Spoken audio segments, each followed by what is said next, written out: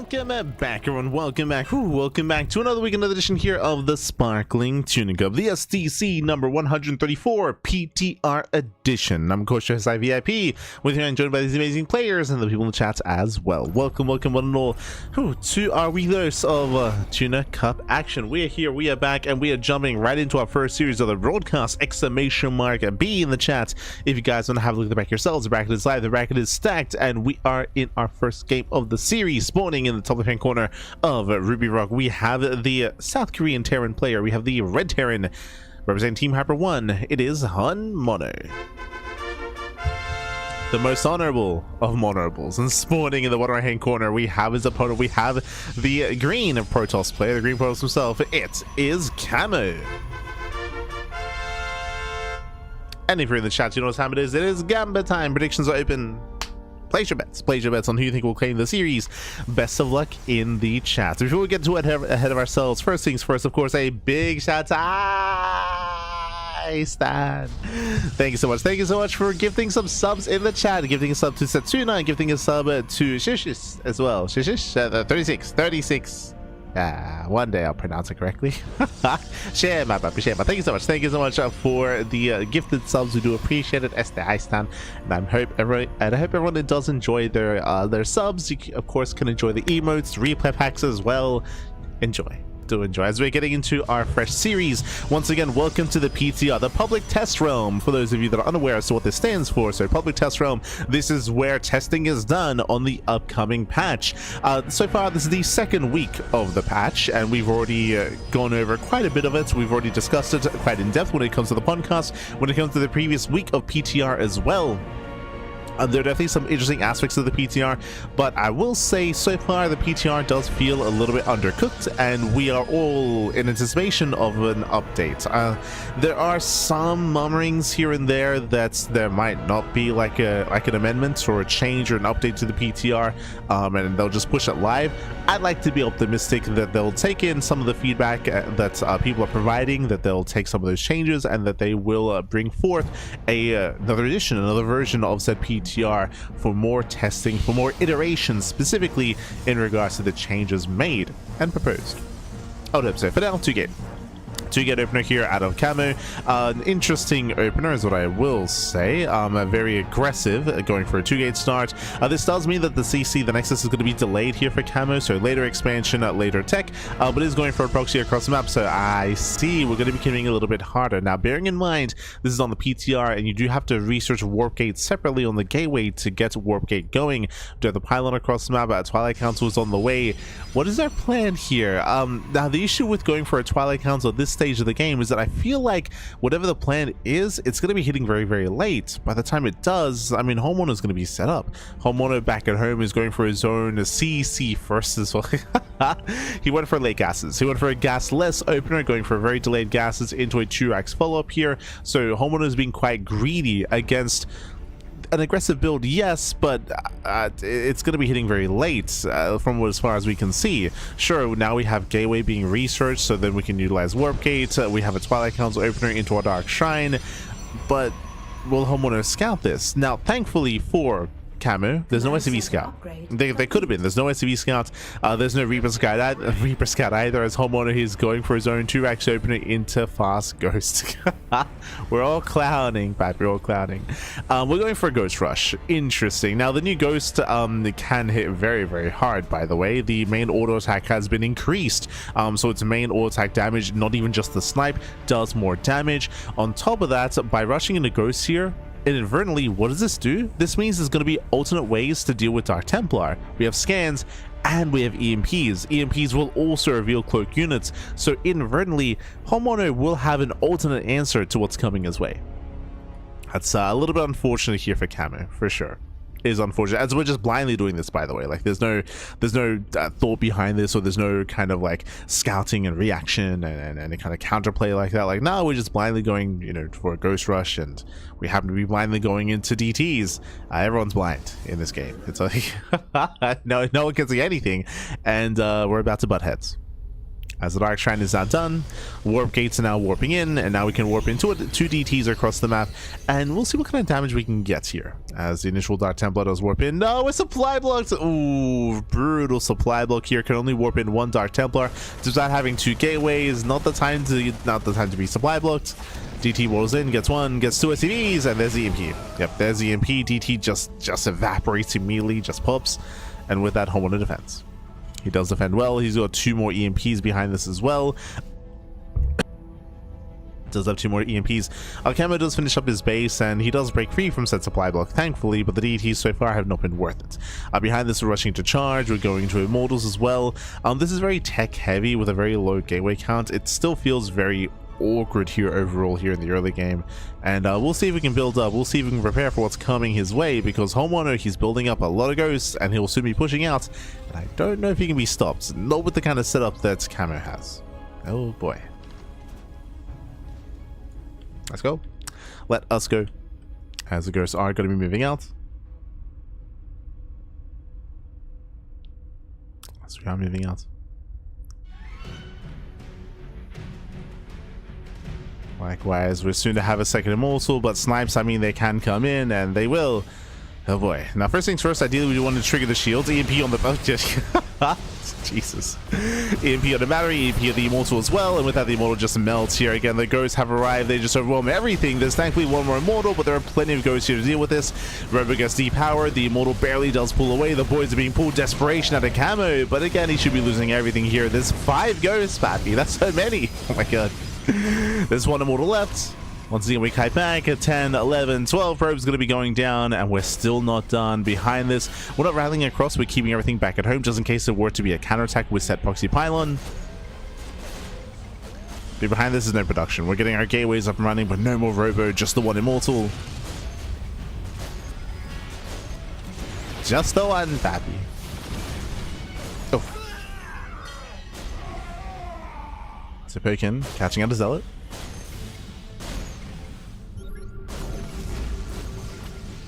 Yeah, it does move in, and GG. GG gets caught. Again, we just have too many ghosts, too much overwhelming, and Homeowner will take game number 1. GG. GG, well played. I do agree within the chat, this is a very Homeowner game. Yes, a very Homeowner game here with some, added flair with the PTR, of course. For those that are unaware, for those that maybe don't watch much StarCraft, Homeowner, he is a hyper aggressive player. It is very rare to see a macro game at Homeowner. Very, very rare. Very, very rare, I should say. So 1 base all-ins, 2 base all-ins are the go-to, but this is specific and unique here to the PTR. By rushing to the Ghost, of course, the main attack damage has been increased in said PTR.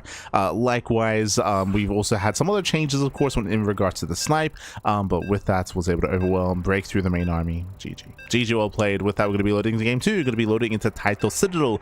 This time, a bit of a larger map of the map pool, longer rush distance by ground, but we'll see if Camo can keep up with shenanigans of Homeowner. It's also just really unfortunate that Camo's initial build was to rush into DTs and he ran into Ghosts, right?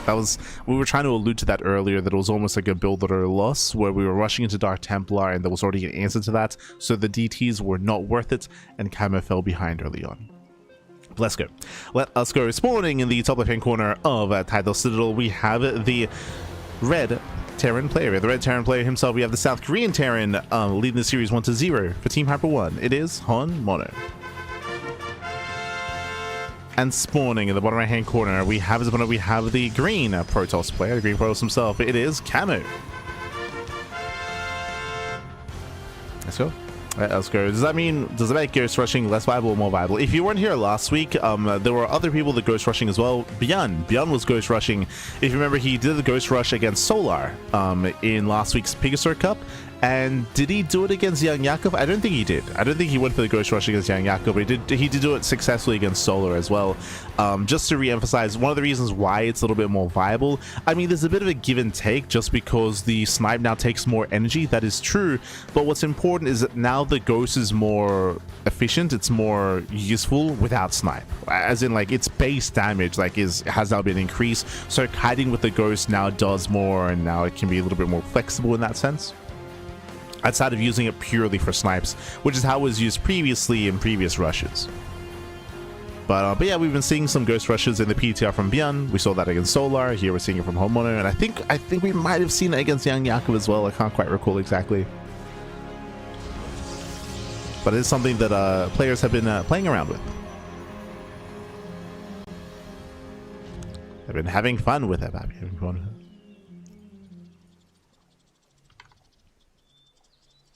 There we go. Here we go. From here, we are just going for our own, once again, the greedy builds. A gasless Rax expand here at a Homeowner, going for much later gas geysers. We saw this last game as well out of our Terran player. Meanwhile, back across the map, we do have this time a gate expand. Remember, last game was a 2-gate opener, which meant that Camo's economy was delayed already from the beginning. This time, gate expand, a much more standard opener out of Camo. Here we go. Meanwhile, Homeowner scanning. He is checking for proxies here at the 3rd or 4th location. Does check the south side, make sure everything's on the up and up. Bearing in mind the Homeowner does not go for the SCV scouts, and he does skip Reapers because he did open gasless. So he's just checking nearby for proxies because he's not scouting across the map. So far, this is looking very similar to the last game. Very, very similar. 2-max opener into delayed gases, into an academy, into Ghost Rush. Like, this looks like a Ghost Rush here at a Homeowner. Now, thankfully this time, again, Camo's going to have a greater economy early on, but it comes down to scouting. Camo, he needs to recognize what is going on to be able to prepare back at home. He needs to prepare for said ghosts. Oh, as he is going for a Stargate opener. This is a bit of a rarer build nowadays. We'll see if we open up Oracle or if we try to bank up Phoenixes. Regardless of what this is going to be vulnerable to Homeowner, especially if it is going to be the Ghost Rush. Oh boy. In general, Stargate openers do leave you vulnerable to early game aggression. They do leave you vulnerable, which is often why we don't see Stargate play in the current meta. You see it ideally mixed into a series, but it's not something you rely upon anymore. Not like in the past. Meanwhile, there's that Ghost Academy. As we mentioned, this was the same build as last game, so it did seem once again like the Ghost Rush.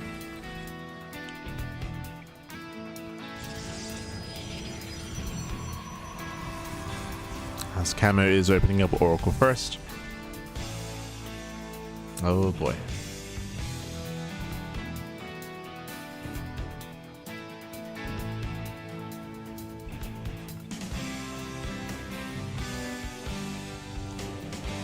As from here, Ghost are amassing. Now, what I will say is that the Oracle should at least get some scouting information, and Camo should at least confirm what is going on with said Oracle, and then can start to react in kind.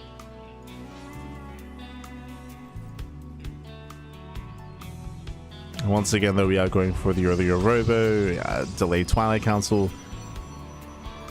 The goal here might even be to go into a Bay into Colossus. That is a second Oracle on the way, though. Once again, supply block. No! Once again, a brutal supply block. Ay. Not like this. This will slow down and delay Camo. Oracle does get in. Does get 1, 2, 3 SCVs. 3? Nah, 2. 2 SCVs go down. Ghosts are revealed. But again, Camo's build is already disrupted.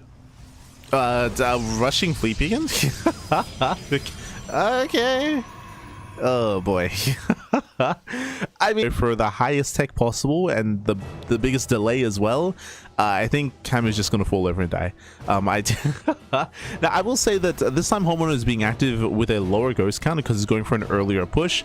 But the biggest issue here is just the lack of units to defend. We have 1 Zealot, 1 Adept, we have 2 Oracles and a Sentry. There are thankfully 3 batteries here, and that will buy some time. But are we pulling the boys? Yeah, we do pull the boys. The boys are being pulled. They hit a tank, they hit a buffer. EMP goes up on the first battery. But there's 2 more behind this. Oh, more batteries. Actually going for the Robo. Oh my god. Yeah, nice EMP on the Oracles. The Oracles, they're just flat out full of nothing. This is what we mentioned earlier, that Stargate difference would leave you vulnerable to this kind of aggression. An EMP shuts down, whether it was going to be Oracle or Phoenix, would just shut them down completely. The EMPs are pretty good. They're pretty good, Pappy.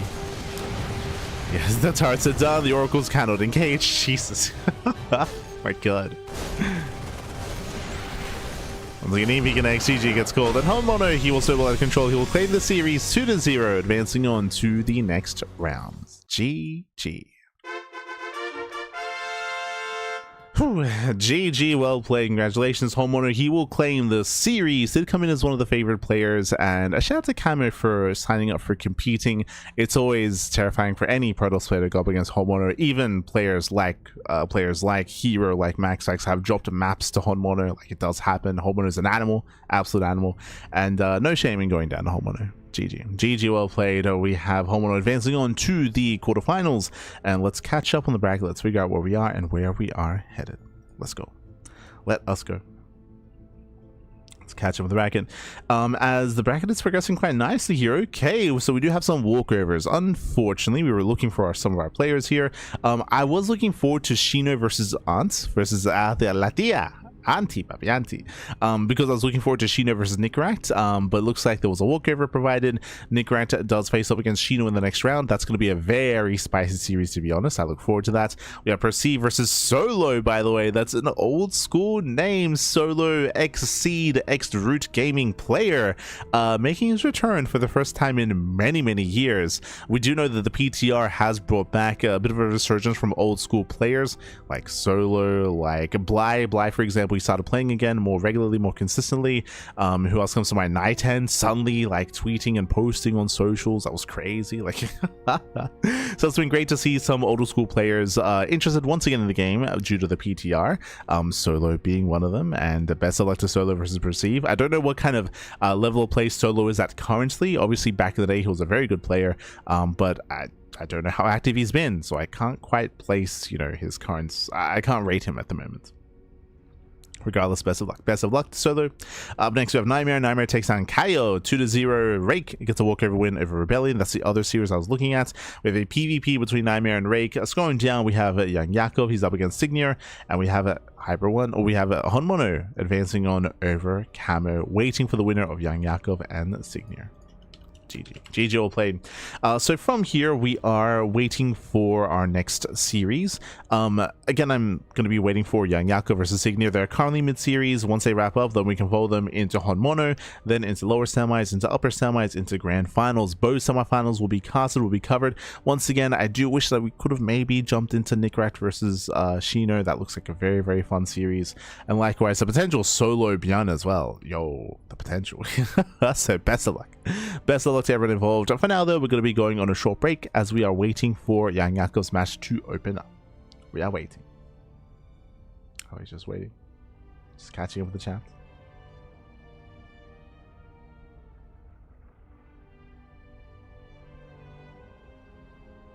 Just waiting. I can't understand anything. Oh, no. Lovely. But yeah, for now we're going to be going on a short break, so take this time to get some snacks, get some food, get some water, drain your disruptors, massage your marines, and we'll see you guys soon in a couple of moments with the next series. See you soon after the break.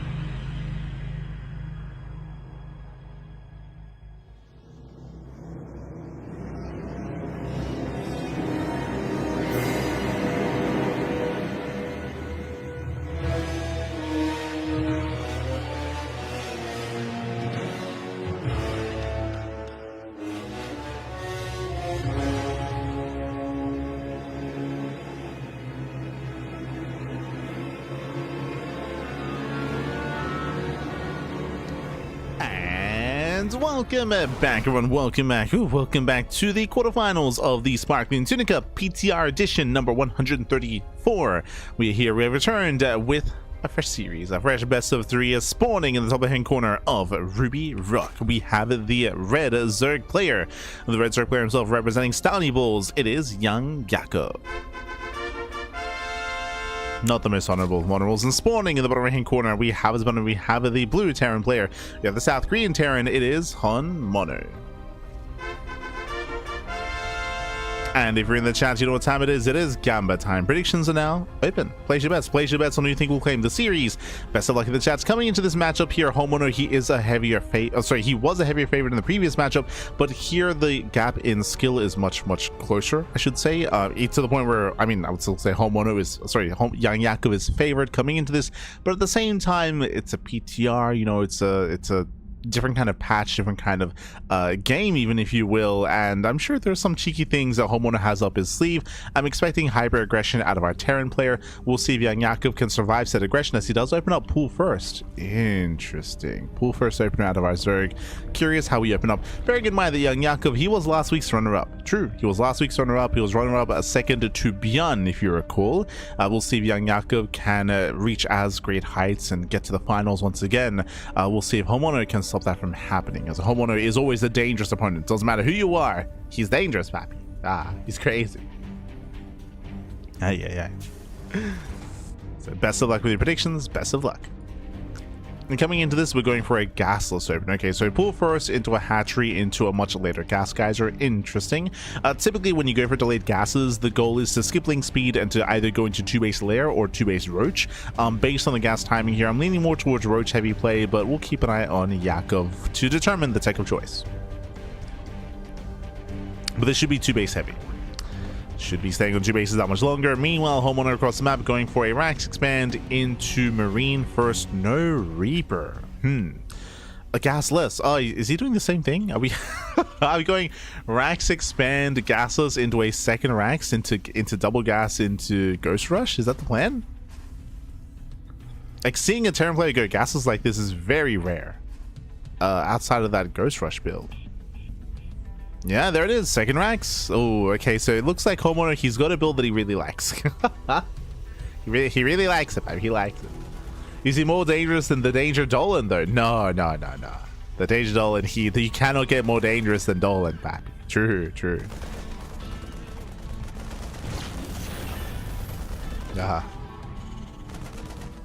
we go. As again, it is looking like another fast Ghost Academy into Ghost Rush. We'll keep an eye on YoungYakov to see his response. Yakov did get a little bit of scanning information, checking his vision. He saw the ramp, did not get into the main, did not see the fast second Rax. Ooh, so limited vision, limited information out of YoungYakov. He does have an Overlord here on the left-hand side, looking to dive into said main. Bearing in mind the Overlord is slower than what it once was, but should still get the scout off in said main base. It's going to be close, actually. Do we confirm the second Rax before the Overlord is killed? That's the question. Marine is in position. Overlord is taking a lot of hits, and the Overlord scout is denied. Ay. Meanwhile, there's that Ghost Academy. Again, should not be a surprise to you if you were watching the previous series. This is the same build 3 games in a row. Same build. 3 games in a row. Meanwhile, it is going to be a 350 lair timing. Do you remember what we said at the start of the game? When we did take note of the gasless opener, we were saying either fast lair or fast roaches. In the end, it is fast lair. So very fast layer to YoungYakov. From here, we can go into 2-base Muta. We can go into some kind of weird, quirky Lingbane like Nidus all in.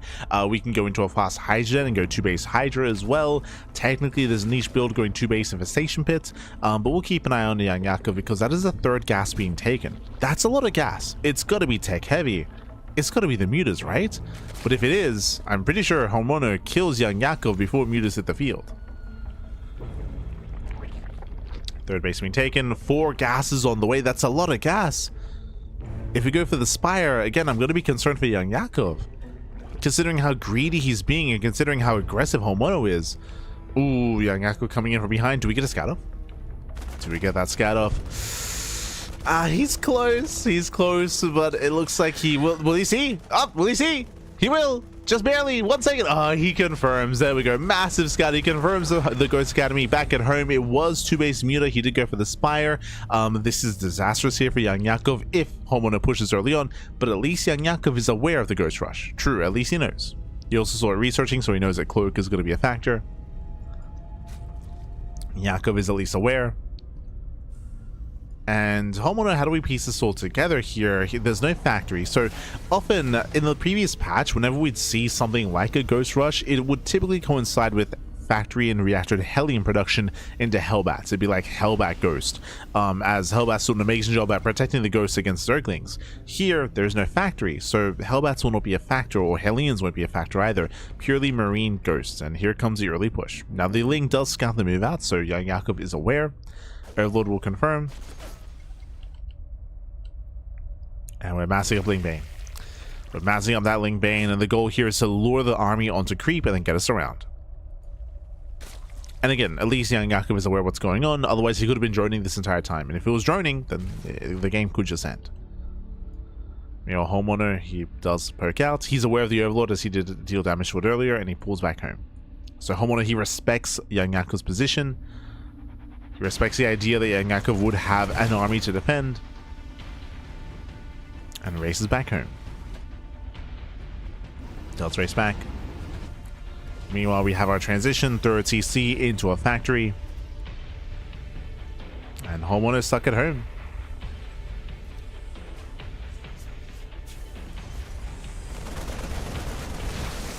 Yeah, Bailey's A, actually we countered with a pseudo Bay bust. I mean, Bailey's A break down the front door. But YoungYakov does not commit. Does not commit. Instead, Yakov, he'll back off. He does have Muta upgrades on the way. Taking more gases, droning, saturating. YoungYakov getting further ahead economically. And here come the Mutas. The Mutas are coming.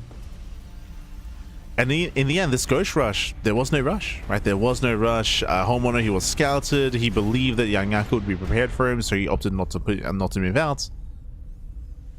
Fun fact, though. He's still making ghosts, and he's making Hellions as well, which makes sense. He's making triple Hellion production.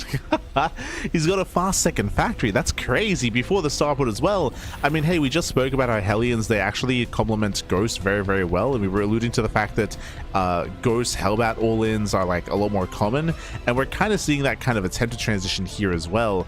But again, is it too late? Homeowner breaks out.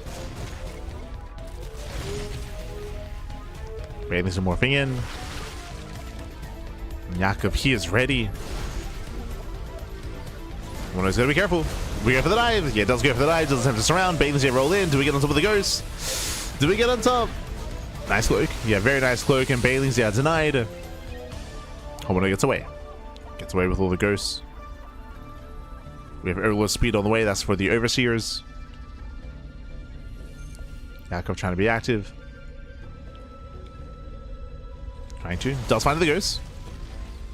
Does find them. Now collapsing in. Bailey's roll forward. Muta's from behind. Do we have detection though? Do we have detection? As Bailey's are trying to make their way through. Still no detection. But the Bailey's are coming. They're coming. Oh my god. Yeah, detection has arrived. GG. The ghosts get caught out. And YoungYakov, he will take game number 1. Whew. GG. GG, well played. Initially, I was concerned. For YoungYakov when it comes to his safety, when it comes to trying to get away with 2-base Muta, but he scouted. He got the scout off, he played it safe, he had plenty of Ling Bane to work with. When we eventually saw the ghost move out, YoungYakov, he had a Ling Bane army ready back at home, and Homeowner, he was forced to back off. Forced to retreat. He was building on more ghosts and trying to build up into his third, but YoungYakov was up by 20 workers. He was up 20 workers, he had the better economy, larger army, he did end up punishing Homeowner. In the end, the Ghost Rush didn't really kick in, didn't really get going, didn't really get off the ground. GG. GG, well played. Whew. And the question becomes, do we see something different here? So far, we've seen the same build out of Homeowner 3 games in a row. Do we see it for a 4th game in a row? Do we see something different instead? Let's go. As we are setting up for our next game. Likewise, it looks like we have other matches concluding. Looks like Per Se versus Solo is still ongoing, and likewise the other quarterfinal matches are still underway.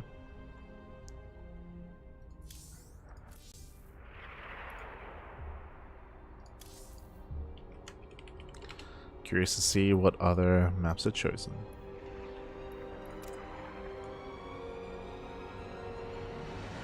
Okay, where are we dropping? Oh, gonna be loading into Tourmaline. Okay. A much smaller map than the map. Much smaller map, shorter rush distance by ground. Aggression here is favored, and usually that favors Homono, but we'll see what build he goes for. Does he try to Ghost Rush again, or do we see something different? Let's go. Let us go.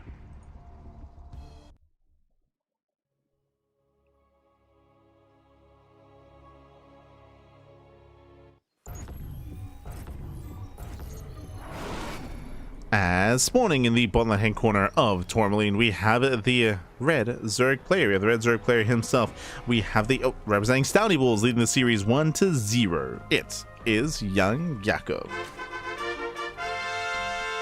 I know the intros are a little bit broken. And spawning in the right-hand corner, top right-hand corner, we have the South Korean Terran player representing Team Hyper 1. It is Mono.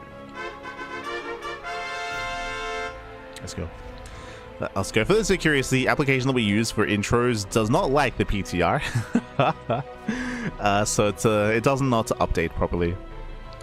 The way that it works is I believe the application doesn't consider the PTR it doesn't recognize it completely as the same SC2 client, so it does not update regularly. So we have to try to restart it manually. I'll do it for the next series. Through a manual restart every series. Otherwise, we're calming down with settling in. Once again, we'll keep an eye on Homeowner to see if he does go for another gasless opener. Likewise, Yakov this time going hatch first. Remember, last game, YoungYakov did go for a pool first build into later gases.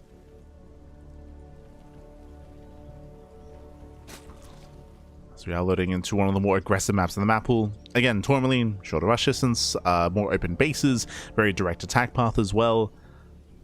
So aggression is favored here, and we'll see who's going to be the aggressor. Once again, gasless. Okay, so we're going Rax expand, Marine first, no Reaper, as there is no gas to invest into. So it's looking like the same build, to be honest. So far, it's looking like the same Ghost Rush, but we'll see if Homeowner does deviate or if he does have better execution behind said Ghost Rush as well.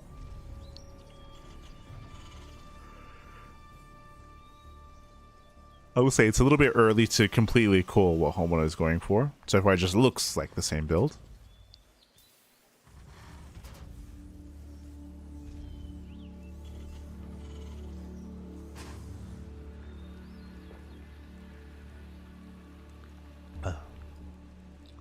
As YoungYakov does fan of his overlords. So far, safety bunker back at home. Once again, no SCV scout out of home mono. No Reaper either. There's that second Rax again. Looks like the same build. Second Rax into 2 gases into Academy. Home mono, he says no. I can make it work. I can make it. Okay. Okay. Let him cook, papi. Let him cook. Show us what you got. Most honorable of honorables. As back at home, YoungYakov does get into link speed. He does pull out of gas, so just building on up. Getting to link speed. Much more delayed link speed here. Likewise, a bit of a later third base as well. Yakov just fanning out, making sure there's no shenanigans ongoing. Gases are taken.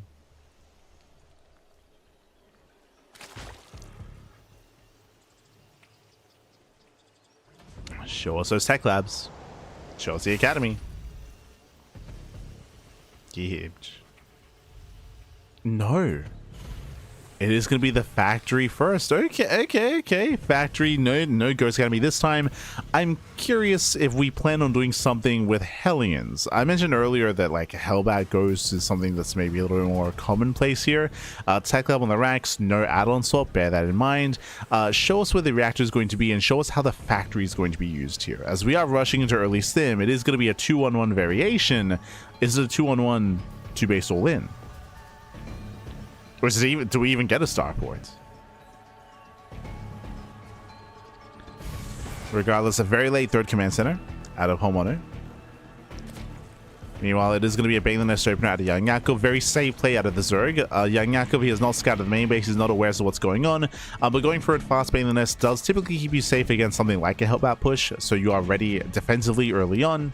This, on the flip side, does kind of set you a little bit behind when it comes to your own lair timing or your own Evo chambers as well. So this is a very safe play to YoungYakov. I don't blame him, but unfortunately it's overly safe considering what we're up against. So it is overly safe. Meanwhile, that is not just a 2-on-1. It starts off as a 2-on-1 into a 3-1-1. That's a third Rax on the way. This is looking more and more like a 2-base all-in. It's looking like a 2-base all-in, just a heavy delay on the third command center, a big commitment on 2 bases with extra production cycles. The factory is only used for add-ons, and do what I see. I see even more Raxes being thrown out. It's going to be a 2-base 5 Rax all-in. This is going to hit quite hard. It's going to hit quite hard here. As I mentioned before, once again, this early Baneling Nest is not going to help. It means that the upgrade is going to be later. Baneling speed is going to be later as well. And does this actually impact the defense? We'll see when everything does start to kick off.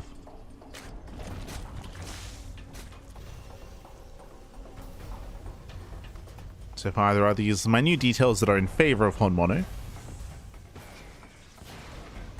As Medevacs have arrived, now we can start going for drop play.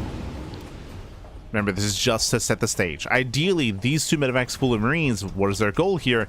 Deny creep. To clear up all of these active tumors, to clear up these tumors here as well, and not to push into the bases, not to kill any workers or get any queen kills. I mean, if we can, that's nice, but ideally to set the stage, set up for your main 2-base all-in, the main tank push. Ideally, you're supposed to set up. And now, Honmono going for his own double drop into the natural. He wants more damage, being greedy, going for the mineral line. He gets 1, he gets 2. 1, 2, 3 drones and a gas. Very nice damage. Even going for the Evo chamber as well. Does he get it? No, he will not. But nice target firing. He gets 2 Banelings. 2 Banelings go down, 3 drones, a gas geyser, and half HP on that 1 Evo chamber as well. So that Evo chamber is going to be vulnerable to another drop, if there is another drop here in the natural. And when it rotates, is deflected. I'm trying to bait out some Baneling connections, and so far the creep is not really receding here. Honmono, he may have dealt some economic damage, but at last he's being shot down, and the creep is pushing past the halfway mark. He's pushing past.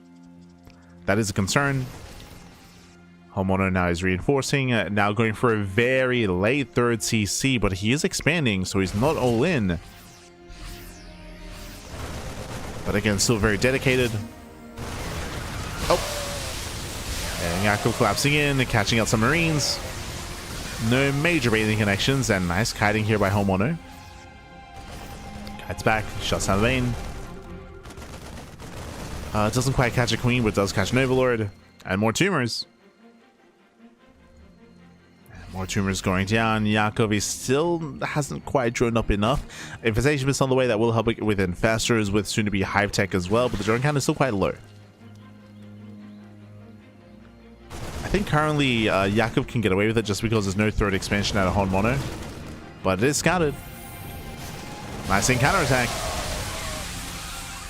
Yakov does scout, does confirm that there is an expansion coming from behind. He wants that tank. Does force a pickup. Catching a Marine. Catching a Marine, forcing the pickup to be forced back. And so far, Honmono, he's holding. Sorry, YoungYakov is holding. He's holding, he's defending well. We are overextending though. Oh, Yakov, he commits. Does not get the tanks or the Marines. That was not worth it for YoungYakov. And Honmono, he counterattacks. Ay, ay, ay. Yeah, big overextension for the Zerg player. Honmono moving out. Tanks are low. Is it wise to counterattack with such low tanks though?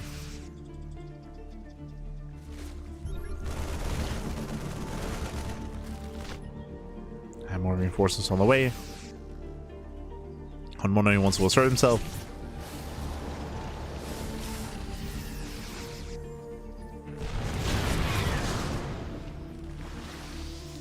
Does one will assert. Now here come the mules. He mules to the tanks. Does repair. Fungus coming in. Ooh, no major connection. Yeah, Fungus don't quite connect. They graze the medevacs, not the Marines. Oof. Shaking more Zerglings. YoungYakov, he's supply blocked as well. Now is not the time. Brutal supply block. At the same time, YoungYakov tries to counterattack, but there are reinforcements back at home to defend. On Mono looking solid. Bottom right is under fire, and YoungYakov setting up for the surround. You see Lingbane coming in from behind.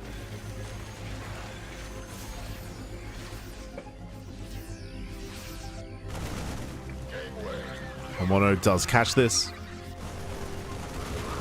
Takes down the expand.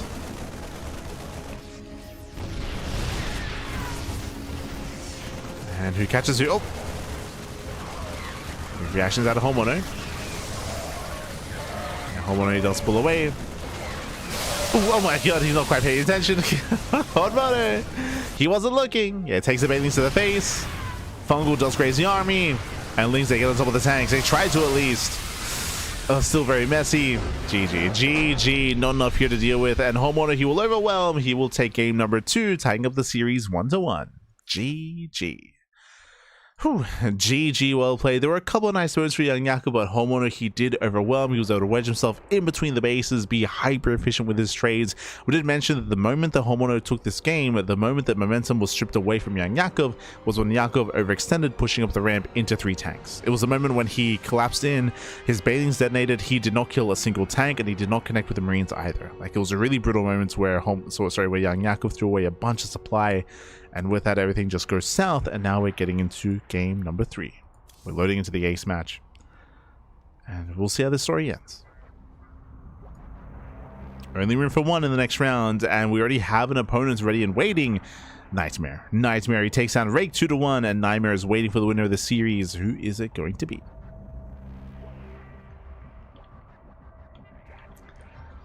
Great to see NightMare again, as NightMare has been very inactive as of late. Hasn't been playing in too many tournaments. So great to see him again.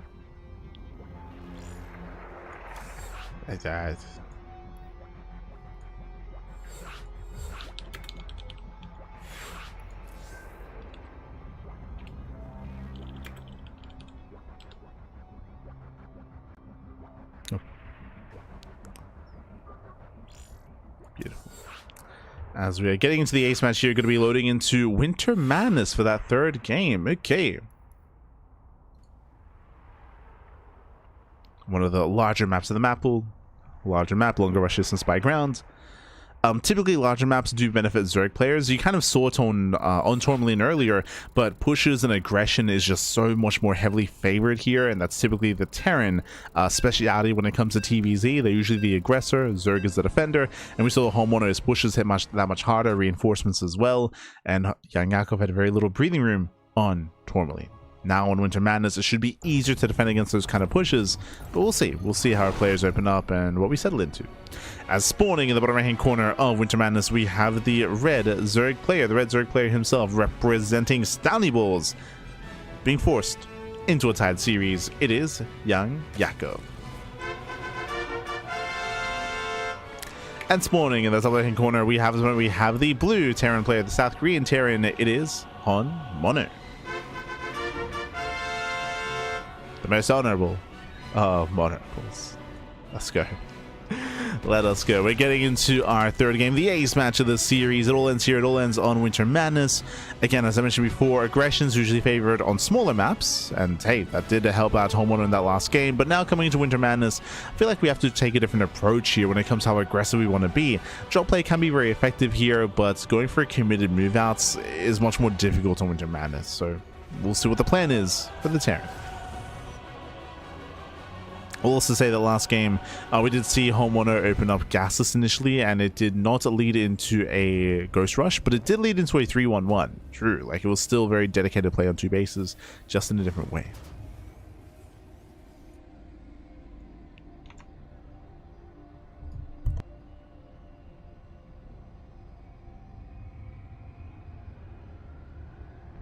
Let's go, Terran. My grapes, they believe in you, pappy. Oh no. The grapes. I'm gonna get this can go either way, right? There's a reason why we dove onto this portion of the brackets. Homeowner versus YoungYakov going to the ace match. No big surprises here, but again, could still go either direction. Coming into this, we do have once again a later gas geyser out of YoungYakov. We've seen a couple of different variations of this so far out of Yakov, going for safety Bailey nest, going to earlier layers. We'll see what the gas is spent on.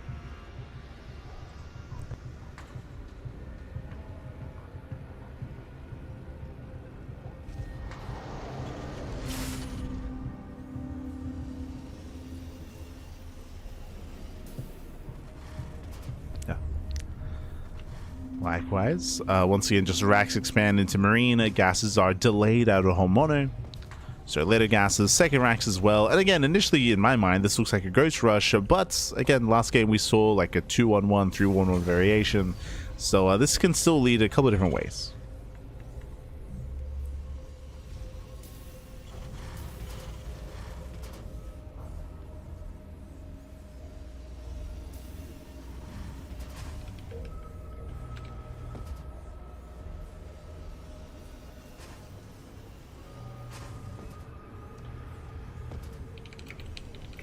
Also, a bit of a reminder as well, don't forget that later on we do have a raffle that we're going to be hosting. We have Larifa by Larifa for the players of the tournament, for said players. We will get there.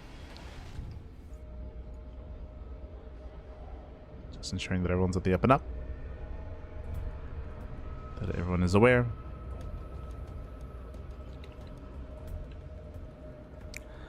Likewise is going to be our initial hatch gas pool, and I say hatch gas pool is a later gas geyser, but link speed is on the way.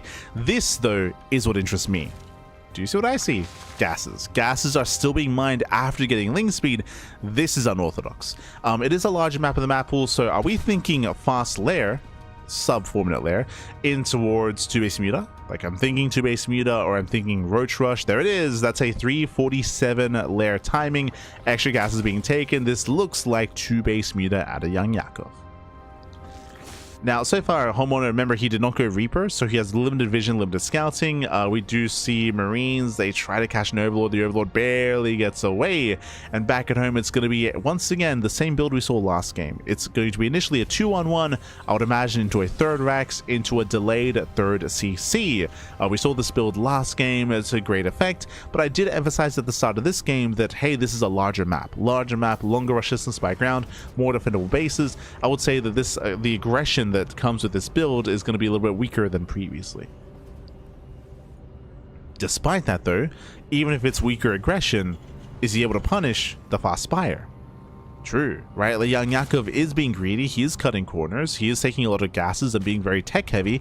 His link bane is going to suffer as a result. The downside of going into 2 base muta in such a way, and this is again very fast lair, very fast spire, very fast muta play. The downside, of course, is that you're preserving all your gas, and this means that your Eva chambers are going to be late. Your upgrades are going to be very, very delayed. Your bailing speed is going to be delayed as well, all in favor of muta play. It does mean that the link bane army is going to be weaker as a result, and that may cause YoungYakov the game, depending on when Honmono moves out. We'll see. We'll see if he's able to punish and make use of the window of time when mutas have yet to really hit the field and really get going.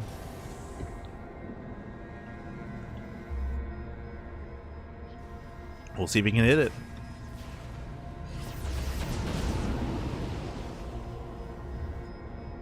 Oh.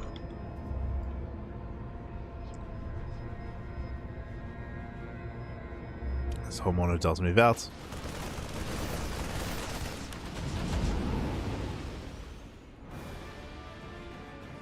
Catching at the Overlord. Once again, pushing further out. Only moving out with the double drop, bear that in mind. And he's here to delay the delayed third. I mean, it's already delayed. It's already a late third base. Wants to make it even later. Now it's going to be zoned away. Now, Homeowner, upon confirming, yeah, there's a scan. I was going to say that upon seeing how late the third base is, that's a massive tell that something is wrong. He scans, he confirms the muta play. So now he knows. Instantly, turrets. Turrets are being thrown down. So good scanning, good reaction here by Homeowner. A nice recognition as to what that third base would entail. So nicely done there by Homeowner. Back at home, we have reactive Viking production, we have extra Raxes being thrown down, and you said I still see no third command center. Now, last game we assumed it was going to be a 2 base 5 racks all in, but Homeowner did eventually expand, so we'll see if he eventually expands here as well, as there are no add-ons on the Raxes, by the way, which is usually a sign of more aggression. usually.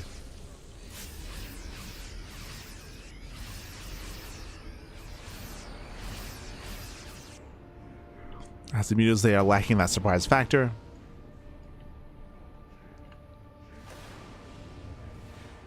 They are lacking.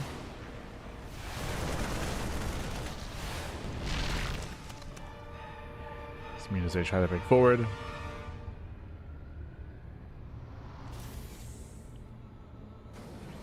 So far are denied. We are at least quote-unquote containing the Terran, but the reality is Homeowner really being contained? Or does he want to stay on 2 bases, waiting for all of his production to kick in, and then to move out with a 2-base all in? Like, that's the vibe I'm getting here. Oh, a cheeky move out of YoungYakov, but I'm not too sure about the positioning here. Can he bait? He got... Ooh, very nice. Okay. I was about to say that usually you want these like on ramps or main attack paths. Like, I was like, can we really bait him into the bailings? We can, is the answer. Yakov. As a result, he's forcing out more scans. That means less mules. And here comes a 2-base all in. We're sending everything across the map. The boys are not being pulled, but we have plenty of Marines, plenty of tanks, plenty of Vikings as well. It's all or nothing.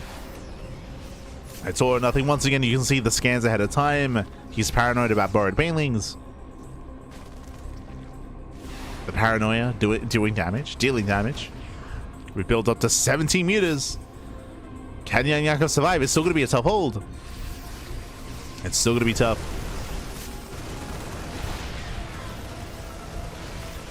Spans zero in. Ooh, better connections here for Yakov. Oh.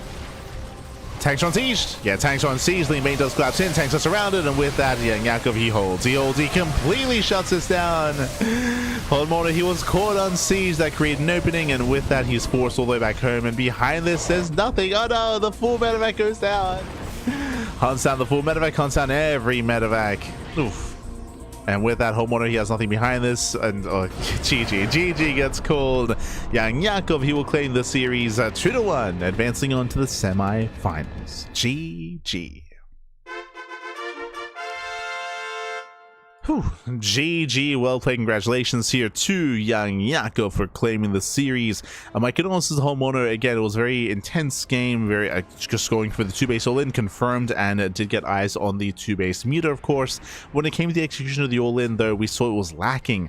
Homeowner took a lot of bailings to the face. We saw the initial bailings connect as he pushed towards the 3rd base. Of course, there were the barred bailings as well, and he got caught unsieged. He unsieged all of his tanks, and as soon as that happened, the mutas were seeing this, of course, from the left-hand flank.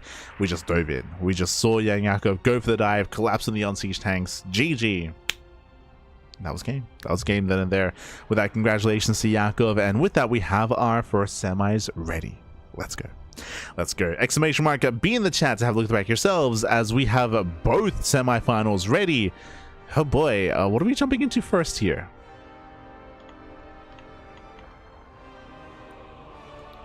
Okay. Let's go. Let us go. We are getting into our next series, so we're going to be going on a very short break, potentially, depending on how long videos take. But we have the upper semis ready for us as well. ByuN takes down Solo 2-0. Shino takes down Nicoract 2-1, went all the way to the ace match. NightMare took down Rake 2-1, and of course, YoungYakov took down Homeowner 2-1 as well. A lot of ace matches here. But in the end, we do have our top players in the tournament. We have ByuN and Shino, we have NightMare and YoungYakov. 2 series here in the semis into the grand finals.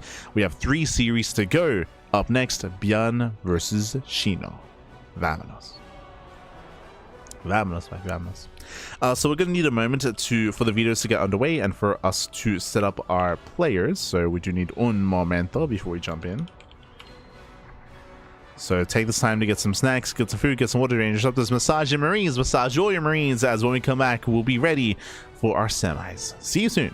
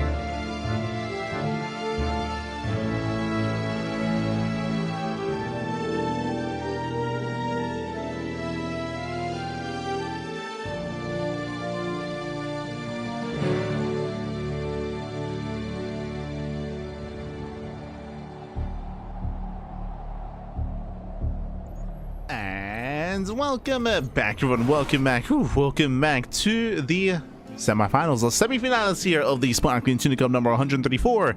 We are back. We've returned here in the PTR, of course, with our upper semis and spawning in the. I forgot to do that. God damn it. Hold on. I forgot to do it. As spawning in the bottom left-hand corner of White Rabbits, we have the South Korean Terran player. We have the Red Terran representing Sharp Rebellion. It is ByuN. Do we have this set up? No, God, it's not Shin. Hold on. There we go. And spawning in the right-hand corner, we have the French Zerg player, the French Zerg player himself. It is Sheena. And if you're in the chat, you know what time it is. It is Gamba time. Predictions are now open. Place your bets. Place your bets on who you think will claim the series. Best of luck in the chat as we delve into our initial best of 3 semi-finals. We're here in those semifinalists, and how will this turn out? Who will come out on top? Coming into this, ByuN is the reigning champion. Of course, that is true, but we're on the PTR. You know, there are players still experimenting, exploring certain aspects of said PTR as well. And Sheena already caused a big upset, bringing down Nicoract earlier. Can he make another upset occur? Can he bring down ByuN? It is going to be a mountain to climb, but you know what? I believe, Fabi, I believe. Give it to us, Sheena. Give it to us. As now, just a standard opener here, once again going for a later gas geyser. So delayed gas out of our Zerg, just going a hatch into pool. Hatch pool opener. Likewise, we do have ByuN going for zone or Rax expand with a gas geyser, Reaper first, which is a much more standard opener. We've been we've been submerged in non-stop gases openers from home mono, just following him the entire tournament. But here we can finally go for a standard build here, Reaper opener, gases early on, into CC on the low ground. Go. So far, so good.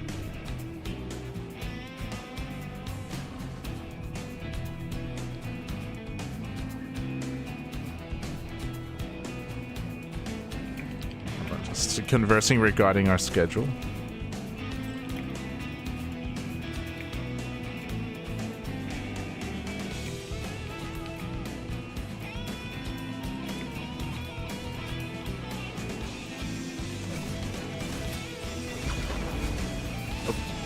As Reaper does move out, will be threading the middle lane. So far, Sheena is keeping up, and he does morph into the Spore in time. Oh my god, the drone's getting low. He gets one, still gets one. Drone kill early on. Again, the Queen is going to be a little bit later here. The Lings are trying to keep up. And so far, nice damage out of ByuN, killing a drone and forcing out extra Spores.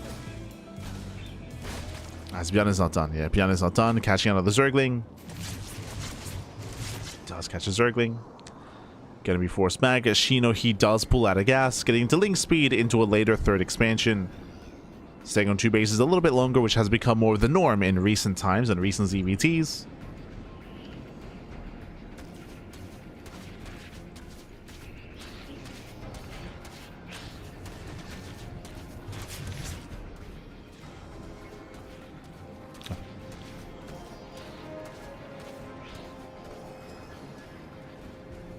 Once again, ByuN does look for a way in.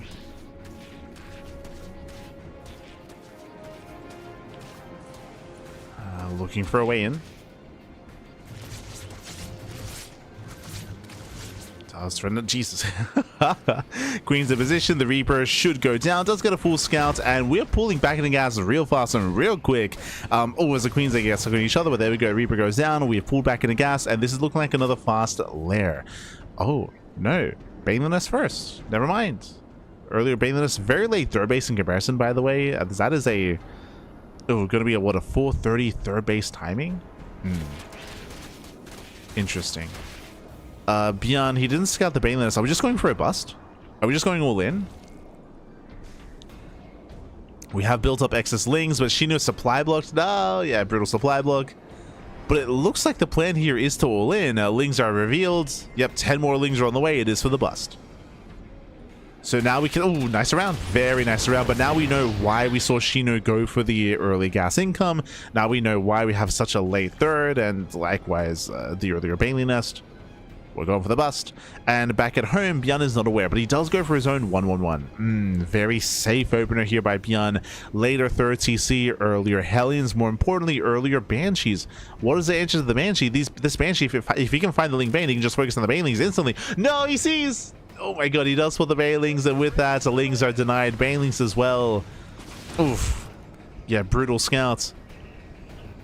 ByuN does miss the rest of the army. Again, it's all or nothing for Shino. It's all or nothing. Bailey's there, waddle in. Oof. Yeah, they waddle into the bases. They're getting into the mineral line. And trying to collapse forward here. So far, a couple of SCVs go down, a couple of Hellies as well, but there's not enough. There's not enough damage. GG gets called. The all-in fails, and ByuN will take game number 1. GG. Whew. GG, well played. Again, a very shaky start for Shino. Did decide to go for the all-in, and ByuN, unfortunately for Shino, he scouted the Banelings morphing in on the left-hand side. He did scout not just that, but ByuN was blindly going for a 1-1-1. That's already naturally a safer build out of ByuN. He was not cutting corners, he was not being economic, he was being more aggressive, and that meant he had a stronger defense as he had more units than normal. GG. GG, well played. With that, ByuN, he does defend, he does survive, he does take a lead in the series. Now we're loading into game. Number thus, going to be loading into Mothership. Let's go.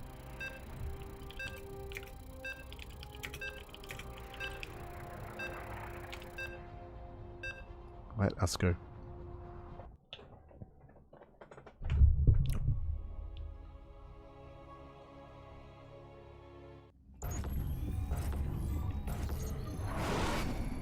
As spawning in the top left-hand corner of Mothership, we have the, so we have to flip our players over. We have our South Korean Terran player. We have our, bam, there we go. We have our red Terran representing Shopify, leading the series 1-0. It is ByuN. And spawning in the top right-hand corner, we have his opponents. We have the blue Zerg player, the blue Zerg player himself from the letter France, down in the series. Can he bounce back? Can we make a series out of this? It is Shino.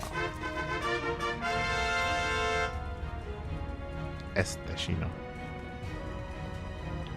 There we go.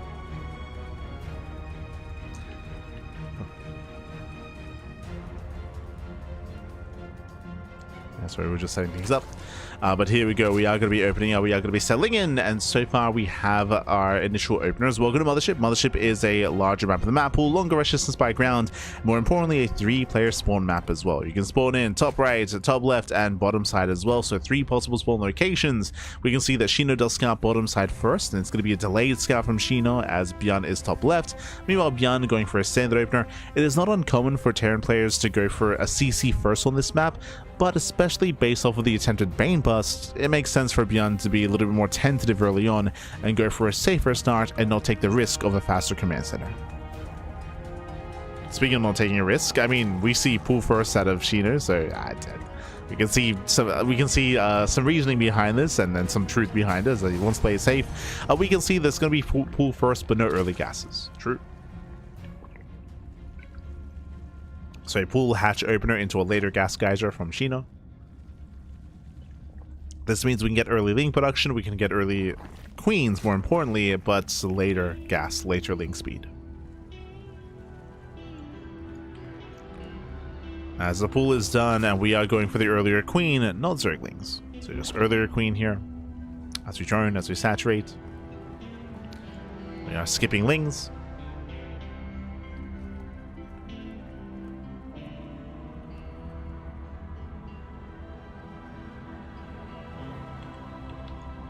Skipping.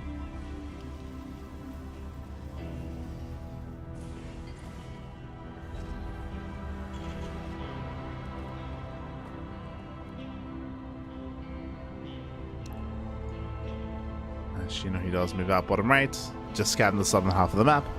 Again, as I mentioned, going to be a delayed scout of the main base of ByuN. It's the RNG pack. Meanwhile, ByuN does go for the risk. He does rush past the queen. Now there's nothing in the main. No, the queen is out of position off of creep, and with that we can just wreak havoc here in the main base. How many drone kills? Ling pops out just in time. Ooh, okay.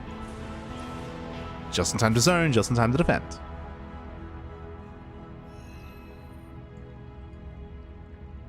So Shino does hold. Behind this, ByuN going for his own racks into factory, and we'll see if he goes for an economic build this time. Remember last game there was no third CC whatsoever out of ByuN. We'll see if he does it again. Yep, there it is, 1-1-1. So reacted Hellion production into Cloak Banshee. Very aggressive build here by ByuN, aggressive slash safe in that sense, just because he's fixated on early game aggression, on early unit production.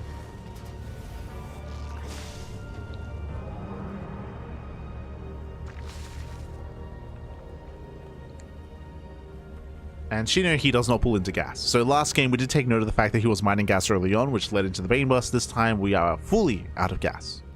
Pulled out. Pulls out completely. Just droning, just saturating. Looking to get into this time a much more standard macro game, as we have a much more standard third base timing as well. Remember, this time last game there was no third in production. It was a very late third.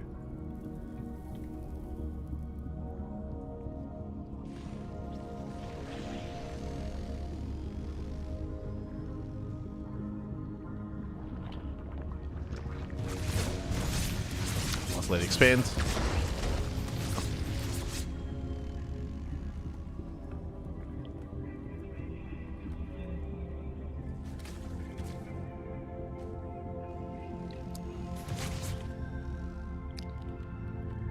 So again, the Hellions, they do threaten a dive.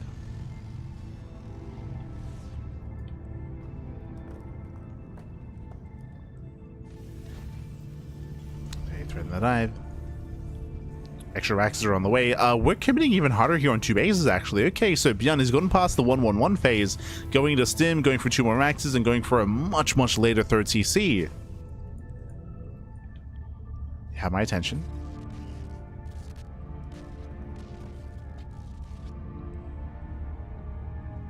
You do have my attention here. Likewise, Shino going into double lever chambers first, so double chamber, double upgrades. This is quite greedy out of the Zerg player. Basically, Shino, he is delaying his own lair and delaying his Baneling Nest in favor of 1-1 upgrades, but he gets scouted. Yeah, the Banshee does confirm. Getting 1 drone kill so far.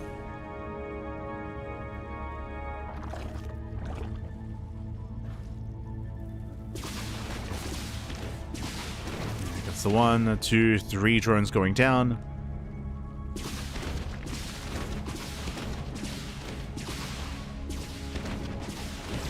Like, but jeez, this Banshee's getting out of hand. The Hellions are getting in. The Hellions are busting into the mineral line. 11 drones going to be getting roasted here. 11 drones, 12 drones. Do we get a queen?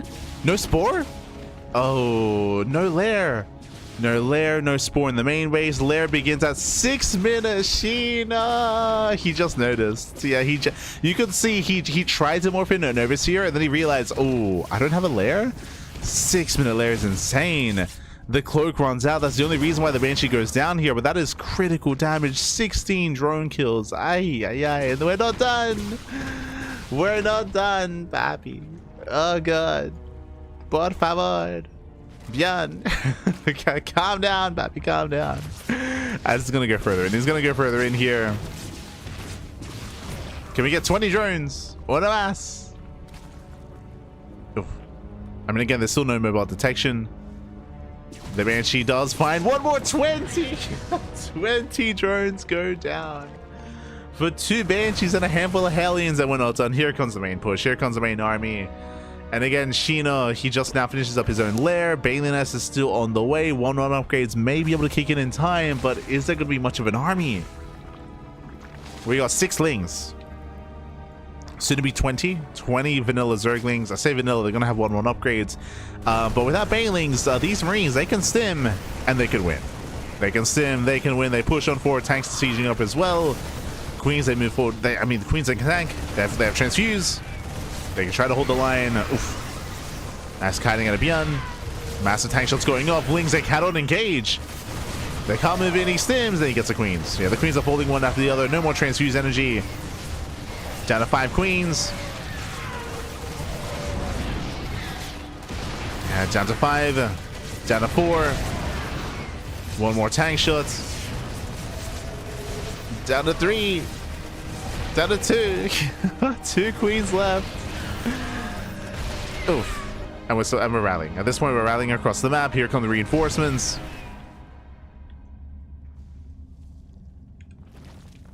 Has 2 queens remaining after that fight. You have more queens now spawning in. We got some slow banes on the way. Let's go. The slow banes, papi. And this is getting out of hand. It's getting out of hand. Oof. Now the queen gets 1 shot. There may be enough Lingbane built up here to collapse on this army. There is a decent chunk of Lingbane. And slow bane shouldn't connect, but Ling should be able to lock down the army. Speaking of, yeah, Ling's they try to collapse in. Nice kiting out of ByuN. Yeah, so far, nice kiting. He pulls away. Both tanks go down, and Shino's holding. Shino, he's holding on.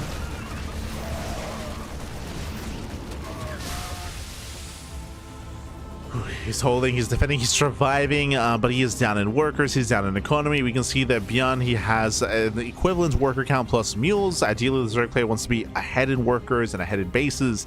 That's not exactly the case here for the Zerg, so Shino, he's stumbling his way into the mid game, but he did survive at least. That's the first step here on the road to recovery. He survives. Oh.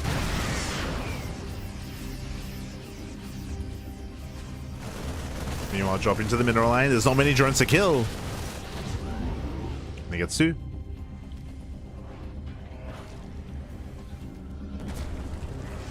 Catching up 2 workers.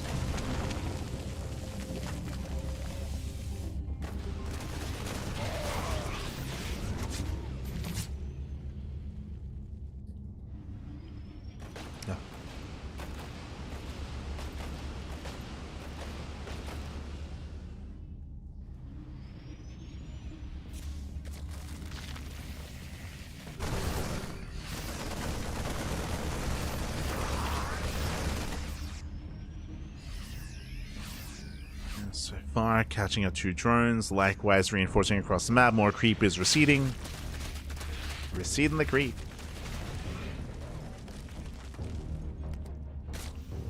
And ByuN is getting a 4th. 4 CCs on the way.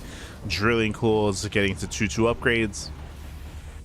We can see Shino trying to stabilize, building up into Hydra Tech, Hydras, alongside Hive Tech as well. Oh, decent bathing connections. Okay. Does catch 8 Marines. 7, sorry. 7 Marines go down.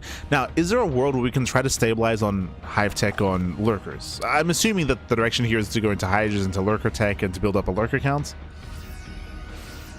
Can Shino get there? Shino.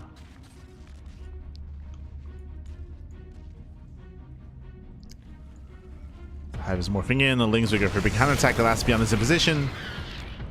Deflects the Zerglings. ByuN going for his own backstab, and he does find a free base. Oof. Yeah, this hatchery is going to go down. There is no saving it.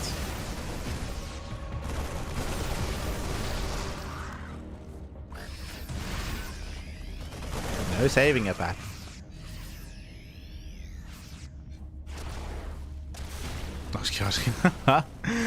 Yeah, Zibbers they show up to harass, catching out 9 drones. Do we get a queen? He does. Queen as well.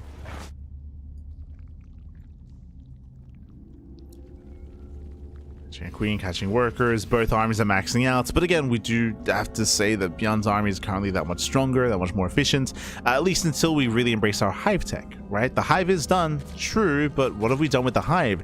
So far, there's no Adrenal. Adrenal just now beginning. There's no Lurker Den, there's no Hive Tech upgrades, there's no Vipers either, there's no Spellcasters. So despite having the Hive, the army itself is still Lair Tech. It is still Lair Tech army.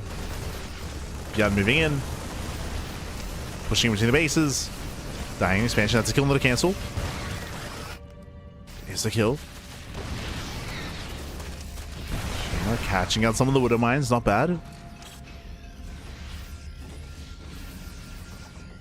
Shino.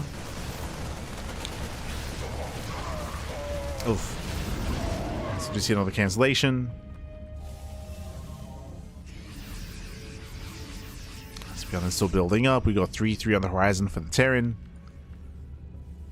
No Academy yet, I believe. Yeah, there's no Academy. There's no Fusion Core. Ultra Cavern. Okay, not Lurker. getting into ultras. Which is fine, we just ideally wanted this tech a little bit earlier.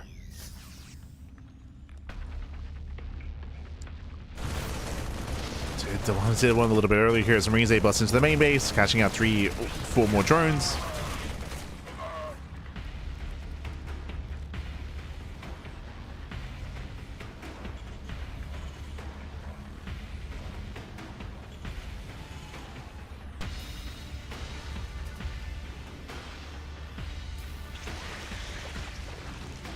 Sheena looking to break out. Can he break this position? It's one of those things where ByuN's bases have been left untouched so far. Survive this entire game untouched. Taking more bases, taking more expansions. Pressure's on Sheena.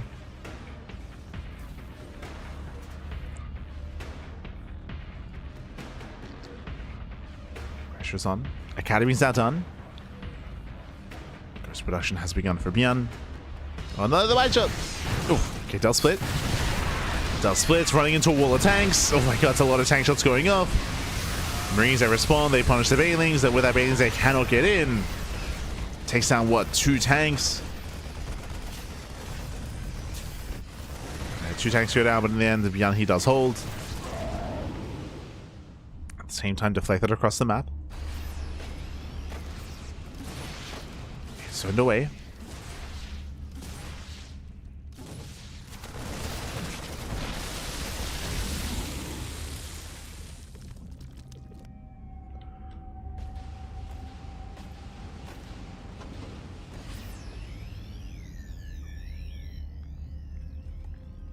That is zoned back, he's zoned away.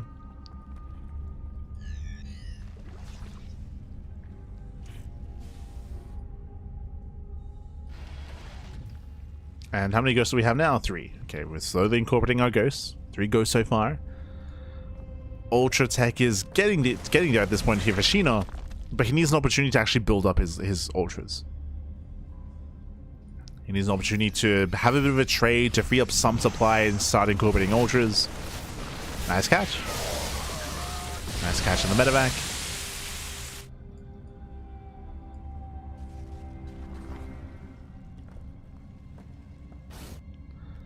I would also say that at this point, ByuN, he has reached capacity here when it comes to how safe these bases are. The initial 5 base setup here is very secure on Mothership.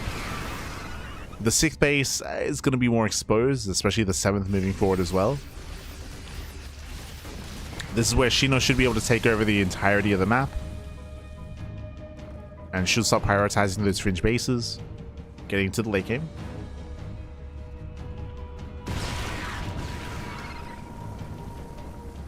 At this point, going into ultras, I don't know if that's the correct move. Like, again, like ByuN, he's very well set up for the late game. What do I mean by that? Sim City, Ghosts, Tanks, into Liberators, Fusion Cores on the way as well. I feel like the window for ultras was like 4 minutes ago, right? Like the ultra tech would have been more viable earlier. At this stage of the game, it's not about ultras anymore, it's about Broodlords. Just because of how secure ByuN is. Nice catch on the Ghost, he gets what he gets to. 2 Ghosts go down. But ultras trying to break this, like a wall of tanks, planetaries, and Sim City.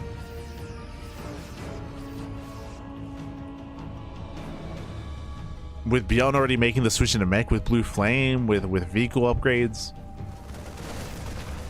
I feel like we've already missed our window here. Like, I feel like the ultras, they finally come online, but it's too late. The window's closed.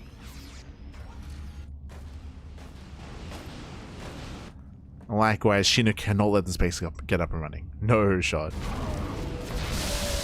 Cannot let it get up. But now, though, Sheena is distracted by the double drop. And is unaware. That is concerning.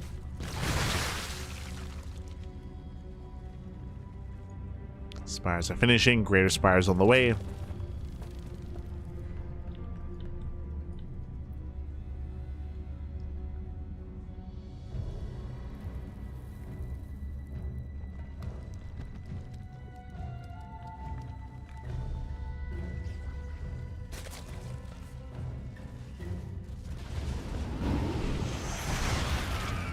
ByuN just poking out. And again, Thors are on the way. When it comes to, if you're curious, when it comes to the ideal late game Terran TVZ composition, it is Ghost mech, like mech alongside Ghost, with like tank Liberator Thor. Decent blinding clouds. First planetary is gonna fall, but just a planetary. Ideally, over time, ByuN wants to get rid of these Marines. Well, he wants to get rid of the Marauders and replace them with Liberators, with Ghosts, with tanks, with Thors. Maybe some Vikings once we get into Broodlord tech.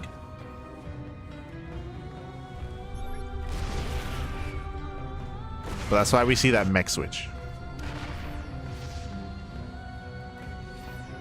Even just making fire bats or hell bats.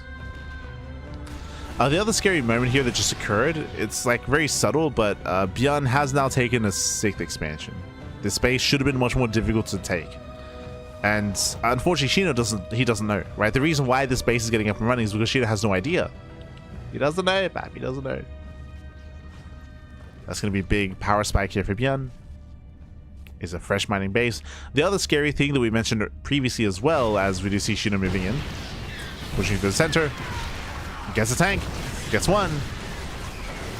One tank goes down, going for the planetary. Ooh, snipes to punish. A lot of snipes going off. But the other scary thing here that we mentioned earlier is the bases that Shino has and the mining and the saturation. Shino has this expansion, technically, but there's 0 mining going on. Technically, this is ByuN's base that is just fresh for the taking. Likewise, same with this base here and this base here. Because Shino has had so much map control, he needs these bases soon, and he has to pull the boys and saturate these bases as quickly as possible. Even just pull them from this location, pull from this location, and prioritize those bases before ByuN takes them himself. Otherwise, right now, the bank is deceiving, right? Shino has a large mineral and gas bank. That is true, technically larger than ByuN when it comes to minerals, but ByuN can always take these, like these bases are still fresh for the taking for ByuN. They're still fresh bases. ByuN can eventually break out and take these bases himself.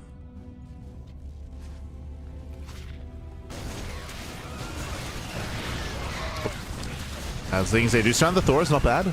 Catching out 1, 2 Thors.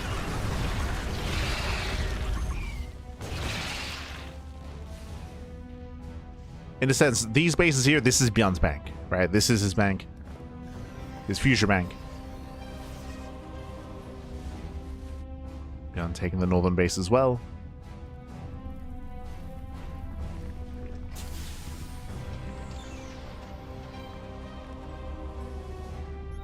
Unless we see otherwise, right? Unless Shino starts to take them.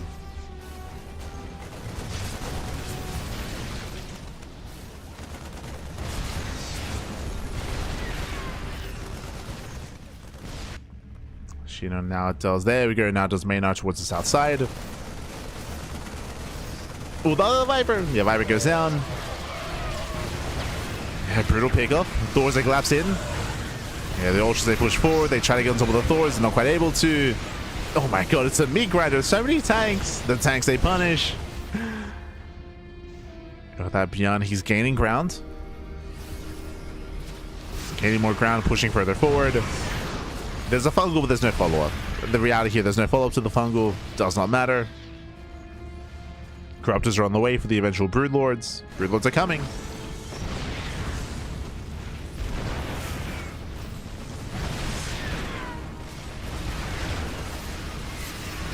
They're coming from behind. Trying to collapse forward. Catching out 1, 2, 3 tanks. Not a bad lunge. 3 tanks going down. 11 Broodlords now on the way. How many ghosts? 10. There's 10 ghosts so far.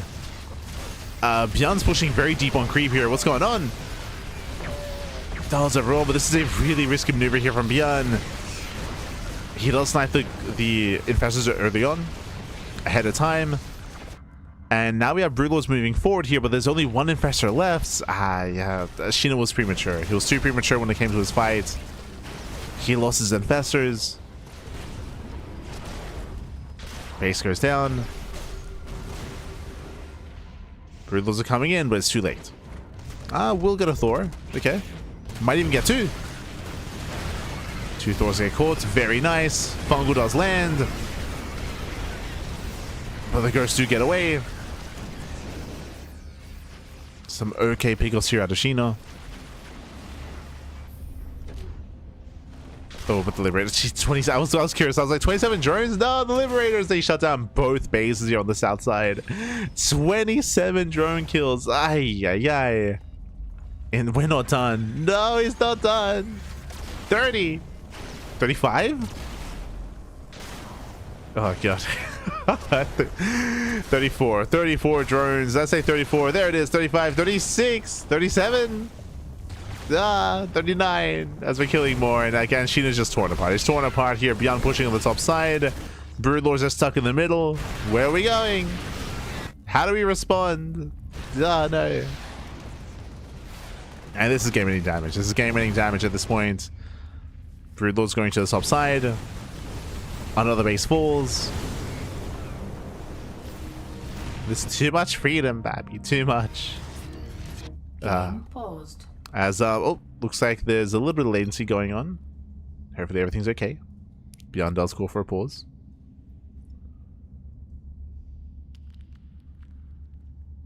Oh.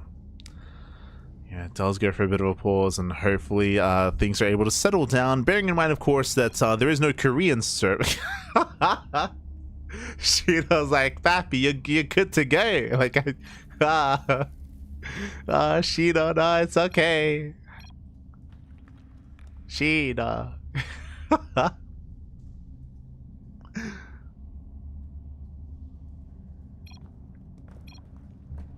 There we go. Game resumed. Feels bad, man. Alright, guys. I mean, hey, look.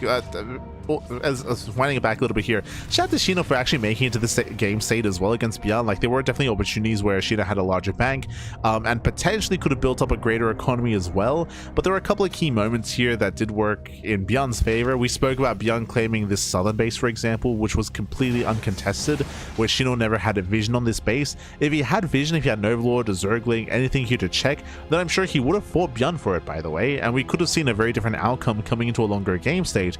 And also, fighting for this expansion would have prompted Sheena to take the southern bases as well, right? Because then he would recognize that ByuN's going to break out, and that would place a little bit more urgency of Sheena on Sheena as well. There were just a couple of key moments that, yeah, ByuN was able to pop up in. The northern base is a similar story, where this base was taken much later, and Sheena wasn't able to contest or apply pressure. We spoke earlier about the late hive, right? Late hive, late ultra cavern, late hive tech as a composition, to the point where I would still stand by saying that the ultra tech was just at a really late timing. Unfortunately, it did hit quite late, to the point where by the time they hit, like, it was past their prime.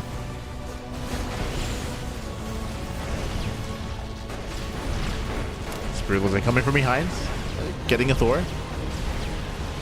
Catching a Thor, catching a couple of tanks as well. The Snipes, oh my god, the Snipes, they pop up. We try to go for the neural. We attempt that. We do neural a couple of Thors. Yeah, Thors are neuraled, and with that, Sheena, he will take this fight, but not without losing a base. The base went down, the mineral line went down. Likewise, we go for the Thor drop, going for another expansion. Sheena, he had a 7k bank, now down to 300 minerals. Sheena, he has no mining, he has no economy, he has no bank. And no bank remaining. Sheena's broke, Bap. He's broke.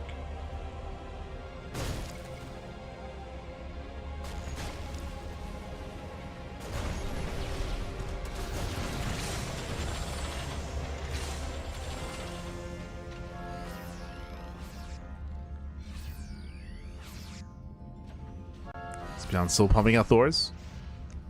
More Thors, more ghosts. At this point, I think we've abandoned tank production, right? But yeah, only two. Vikings are in the mix to help against the Broodlords. ByuN, he rotates to the top side. Broodlords, of course, are very immobile. They're stuck here towards the southern half of the map. They're slowly coming back. They're coming. By the time they arrive, though, it's going to be another base falling. ByuN pushing towards the natural, tempted to move in.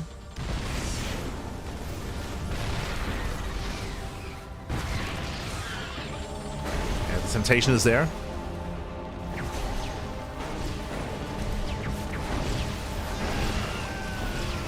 So we had Fungal lands, but there's not much of a problem. Nice mining cloud. Nice planning card overall. Ultras, they catch out some of the ghosts, they pick off some of the Thors. But we still have a line of Thors behind this. Are they coming in? No! The Thors are coming. Yeah, the concave of Thors, Bappy, as they focus on the broods. And then just on a move, GG gets called, and ByuN, he will claim the series 2-0, advancing on to the grand finals. GG. Whew. GG, well played, congratulations. ByuN, he will claim the series. Once again, shout to Shino for making a game out of that as well. Game 1 was a little more shaky, and even Game 2 had a shakier moment as well when we saw Shino lose a bunch of workers early on to the Banshee harass even. That happened like 20 minutes ago, but it was crazy. But we saw Shino recover. He recovered. He was able to build up into a maxed out composition. As we mentioned, there were a couple of key moments where he was unable to deter the economy of ByuN. I do think that he had the tools to do so, but it was just lack of vision, lack of scouting, lack of recognition of the game state before him and what ByuN was getting into. So he wasn't quite able to punish ByuN in certain key moments, and with that, ByuN, he just snowballed out of control, built up his army, maxed out, and GG. GG, well played. But shout out to Shino, of course, for making a series out of that. GG. GG, baby, GG.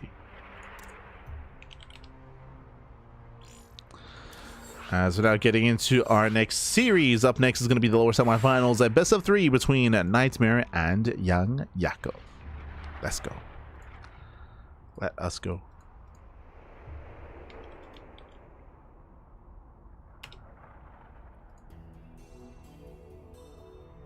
Assuming that we have the correct races here. Looks like Vita's done. Game 1 is going to be on Winter Madness. Okay, we get it.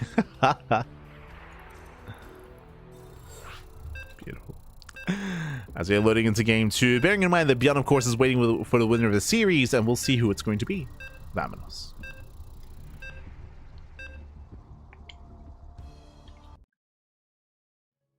Oh.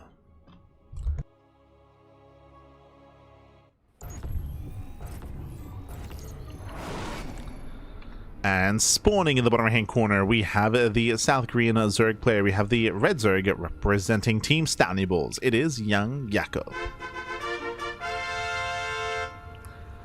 And spawning in the top left hand corner, we have the blue Protoss player. We have the South Korean Protoss representing Team Streamer Zone. It is NightMare. Here we go. So I quickly fixed up the player names. And coming into the series, of course, if you're in the chats, it's Gamba time. Predictions open. Predictions open. Place your bets on who you think will claim the series. Best of luck in the chat. As we get into our Gamba, we get into our predictions. Here we go. Now, coming into this, in his prime, I would say that NightMare would have been heavily favored here in this series, but NightMare, he is a less active player. He also retired for quite some time, if you remember. He did retire from StarCraft. He did compete in Deadlock for a time, then he came back in more recent times to StarCraft 2. But NightMare, he's not as devoted, or he's not as... I say that... he now doesn't dedicate as much time to competing in StarCraft as he used to. Nowadays, I believe he's more of a part-time player. He's more part-time instead. Which does mean that a player like YoungYakov is much closer in skill to NightMare than otherwise. Likewise, I should also emphasize that NightMare has been grinding quite hard, especially after joining his new team, Stally Bulls. He's been on that grind. He's been improving as a player. He's been closing his gap between the upper echelon of European players as well. So it's not as clear-cut. Not as clear-cut. Meanwhile, big shout out to Hatsu in the chat. God, my big Hatsu. Thank you so much. Thank you so much for the raid. Hope you had a great ladder session, I'm assuming. Hope you had a great time, whether it was on the PTR or main ladder or even casting a little bit as well. Thank you so much. Thank you so much for the raid. Hope you all enjoyed the stream, and welcome to the semi-finals, or semi-finalists of the Sparkling Tuna Cup. We're here with our best of 3. The winner of this series will play against ByuN in the next round. Oh. Gracias. Thank you. So here we go. So far, welcome to Winter Madness. Again, larger map of the map pool, longer rush distance by ground, more defendable bases here, and we'll see how NightMare opens up. Even in his prime, NightMare would often come up with his own builds, and he would stray away from the meta at times, not always strictly going Stargate opener into third base into +1 and blink. He'd be willing to mix in more charge based builds, more Twilight Council openers as well, and be more aggressive. We'll keep an eye on him. Based on the pylon placement, it does look a little bit more... actually, we could hide some tech behind here. True. We'll see. We shall see. Usually, if it's a Stargate opener, the pylon is a little bit further out, but we can pick and choose. Do we go Stargate? Do we go Twilight Council? Show us what you got.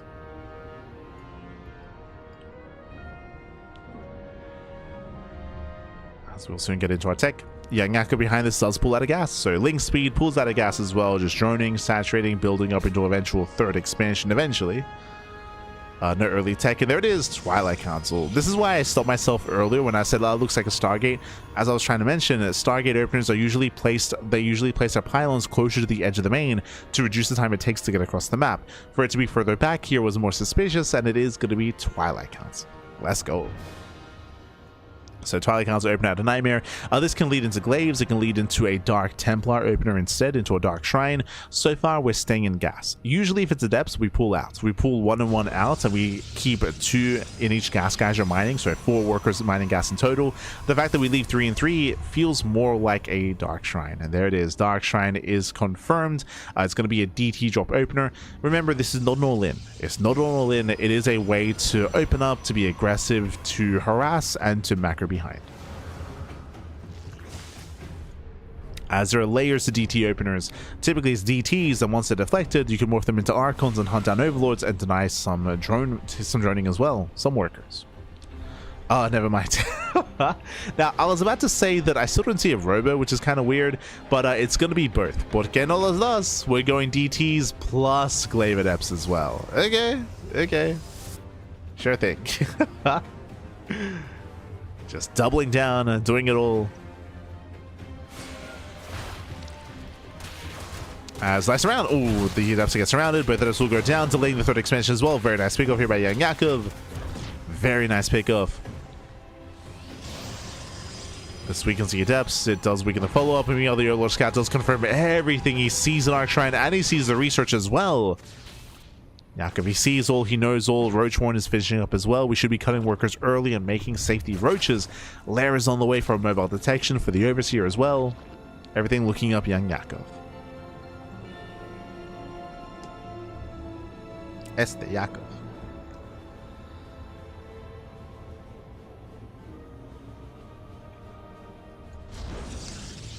Forge? Early Forge is a little bit odd. This tells us that NightMare is going to be trying to get into +1 and get into a follow-up, but his third base is just so delayed here for NightMare. He tries to expand, but he shouldn't be able to. And once again, Lings to get 1 more Adept. Gets 1, gets 2, gets 3 Adept kills, and the probe is denied. Do we get all... Okay, I was going to say, do we get all 4 Adepts? Finally, NightMare can expand, but again, this is a very late expansion. Even going for the Bay on 2 bases.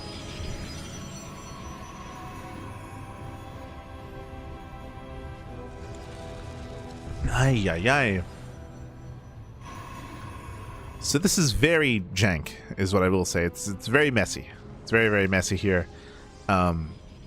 Again, we're kind of like making all these twists and turns. I don't know if you noticed, but I believe we didn't even make a War Prism. Yeah, there's no Prism. Did we cancel Glaives? No. Glaives did finish, unfortunately. Basically, what's happening here is that NightMare, because of the Scout and because of all the damage done as well, the Adept aggression is heavily delayed to the point where, if you notice, there are no Dark Templar warping in, and there's no War Prism either because the timing is come and gone. It got scouted, it got delayed, so NightMare's build it's just up in the air.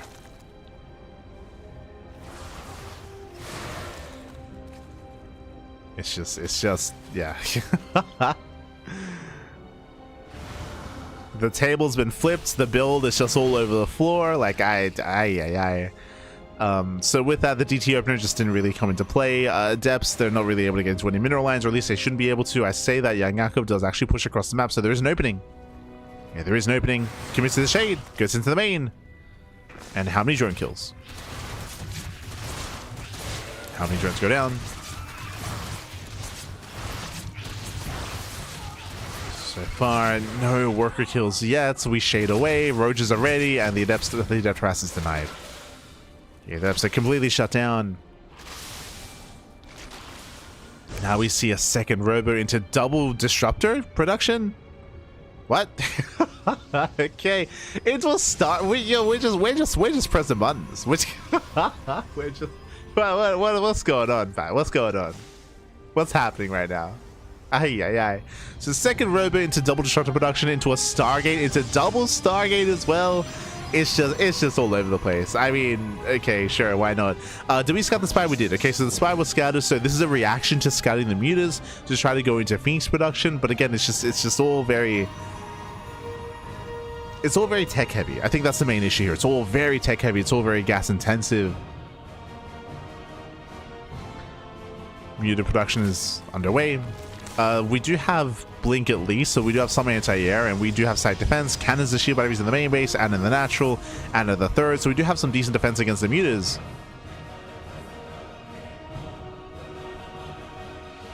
But Yakov, he will soon max out. He will soon max.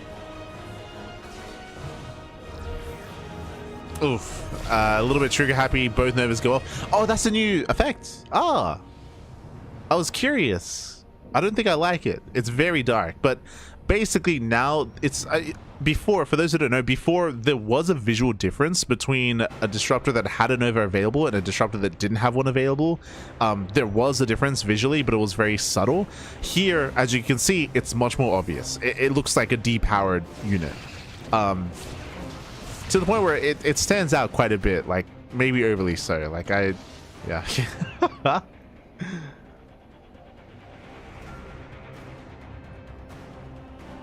But I think that's the first time we're seeing that in the PTR, because we just haven't seen the disruptors in said PTR. But basically now when a Nova goes off, I guess the unit itself like is quote unquote depowered, so you can clearly see that there's no Nova available. It's a very clear indication.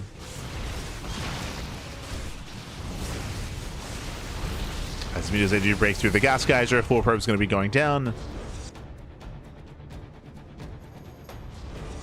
Visually, I don't think I like it, to be honest. I understand functionality. I would hope that there are better ways to do that. Like, oh, let's go. Very nice connections. Okay. Your Novas, they pop off. But was it worth it? Because the mutants, they collapse in, they catch out the Colossus, they catch out the Disruptors, getting 1, 2, or 3 Disruptors going to be going down. And the Colossus. Mutants, they commit into the mineral line, even catching out one of the mutants, sorry, one of the Phoenixes. Yeah, catching out a Phoenix, 12 probes going to be going down. These mutants are forced back. Corruptors are on the way to help tank the Phoenixes. To help tank. And again, Yakov is about to max. As we're going to +1 air attack, going back into Colossus production.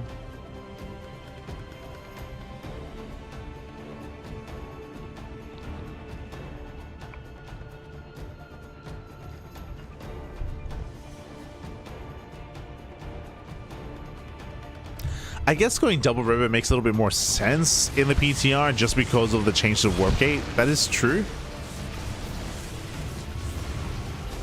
But it was still very messy though. I still stand by that.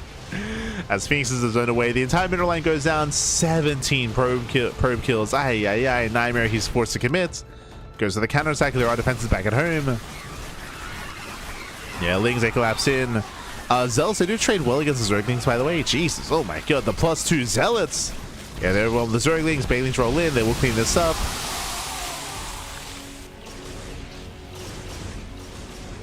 And this is all that NightMare has left. Here comes the F2.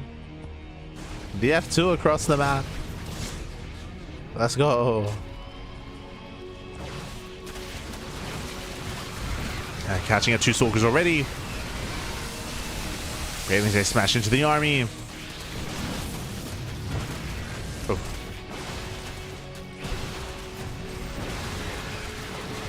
Yeah, as NightMare, you just can't quite contest against this. It doesn't have the economy for it. He's down 30 workers.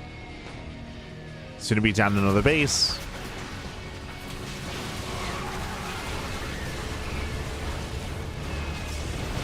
Down another expansion. Nice lift here on the Ravagers. True. Nice lift. Trading as best he can, but again, he doesn't really have much left. Like, NightMare just barely has an army standing. Down to purely Stalkers. Roach is a sort of step in. Gets 1, 2, 3 more stalkers. Oof. And breaks through.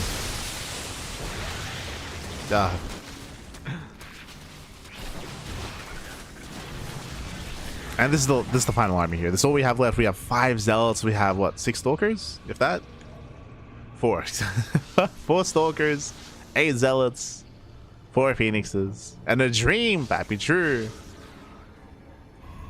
I don't think I've ever seen High Templar being made from vanilla gateways before in StarCraft, but hey, we now see it in the PTR. True. High Templar amassing, Ultra production has begun, and YoungYakov, he has the map taken over. Has the map. Catching out the final phoenixes. Ground army moves in. I still feel like the sound of the Archon morphing in, it doesn't suit the Archon, but sure. And with that, the final moments as YoungYakov, he snowballs out of control, catching out the final units. The third base goes down, finally does fall. Surrounds the Archon. Storm is not researched, and GG gets called. YoungYakov, he will take game number 1. GG. Whew. GG, well played. YoungYakov, he will take a lead in the series. Again, just a very messy opener and early game for NightMare. It just kind of all fell apart. I'm referring to the initial Twilight Council opener into Glaive Adepts plus Dark Templar, but we got scouted, we got shut down. The Lings, they delayed the third base. They caught the first 4 Adepts as well, which was crazy, by the way. And it meant that the Adept aggression was delayed to the point where it just didn't really get going, and we never got to open in Dark Templar because of the full scout and because of the delay to the economy as well. Like, it all just fell apart there for NightMare. He did try to transition out of it into a delayed third, into delayed tech and delayed robot production, but everything was too late to the point where YoungYakov was free to just drone up heavily. There was nothing to threaten him, nothing to harass, so he was freely droning up to 80 workers and maxing out as well. GG. GG, well played. With that, we're now getting into our next game. Going to be loading into game 2. Going to be loading into where exactly? Take it away, baby. Take it away.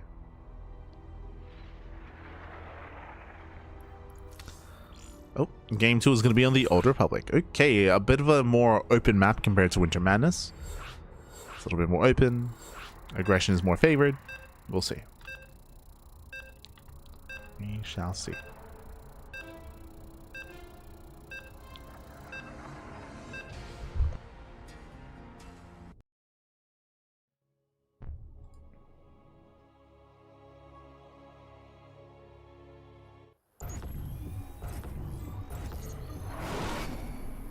And spawning in the top right-hand corner of the Old Republic, we have the red Zerg player. The red Zerg player himself, representing Team Stouty Bulls, leading the series 1-0. It is YoungYakov. And spawning in the bottom left-hand corner, we have his opponents. We have the blue Protoss player. The south green Protoss representing Streamer Zone. It is NightMare. We go. We're here, we are back, we are jumping into game 2. Once again here, this map is not an overly aggressive map, but specifically the third and fourth bases are much more open, much more exposed. The center of the map as well can be more accessible, and we have seen a lot of aggression coming into the mid-game specifically. So we'll see how our players do decide to open up. This time, I'm hoping for a Stargate opener. I feel like the map, it's going to be difficult to get away with Twilight Council play, especially after game 1, but it's up to NightMare. As I mentioned before, he's not the most orthodox of players. He does what he wants.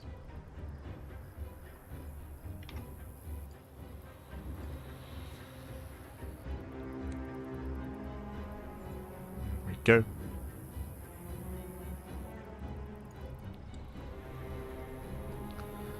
As Yakov does poke in. Does get his base up and running and not delayed, not denied to take the unnatural natural. So nice moves out of Yakov. Just waited for the drone, sorry, for the probe to move out.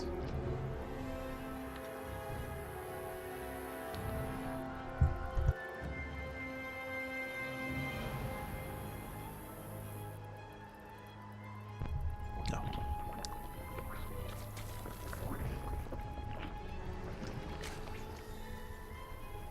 Just waited for the worker.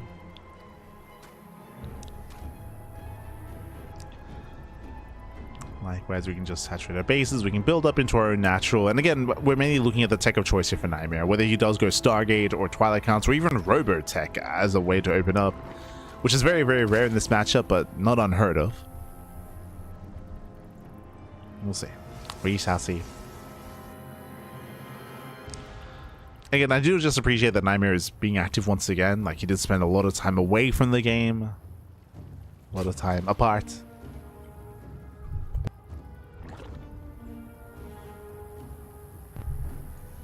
As the probe does pull out. Yeah, pokes in, scouts the main, scouts the natural, does pull away. Nothing crazy, nothing wild. We're just going for a standard opener here, and soon we should be seeing YoungYakov pull out of gas. If he stays in gas, then that can be indicative here of a faster lair timing, for example. We saw Muta play last game, and we could see even faster Mutas here, but there we go, does pull out. Pulls out of gas, gets things speed, standard play. It's all looking normal, Pat.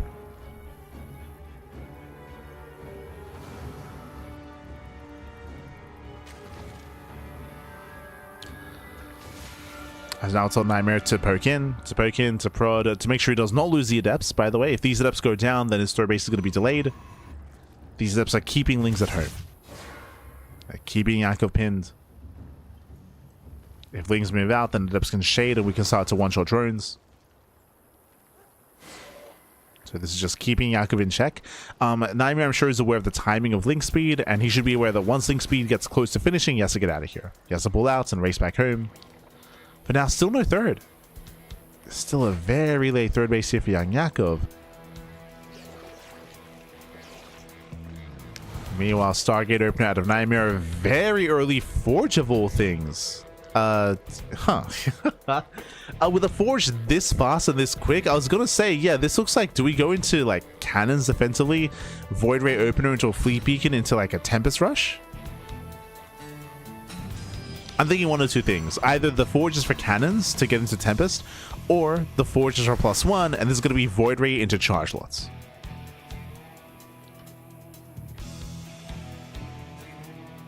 Show us what you got. Do you go mass Void Ray charge lots, or do you go into Tempest? And we have the answer. Second Stargate. Oh boy. It's for the cannons, Babby. It's for the cannons. Void Ray into Oracle for the time being, and we are expecting a Fleet Beacon at some point. Is what we're expecting.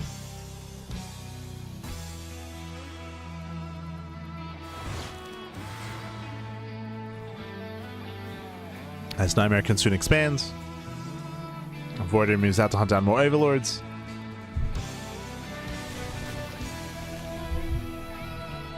Does move out. Queens are in position. So far, so good.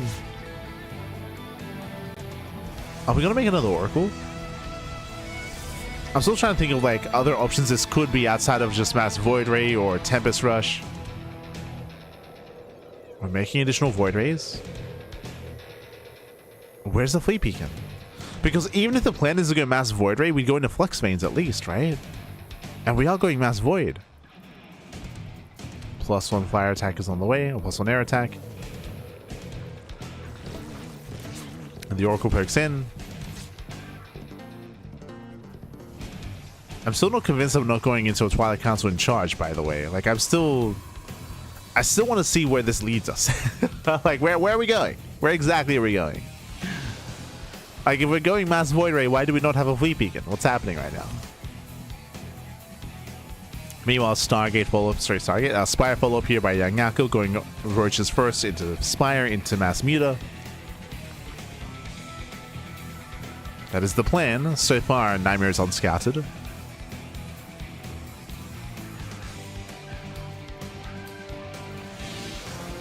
Like, we have the money for a Fleet Beacon, by the way.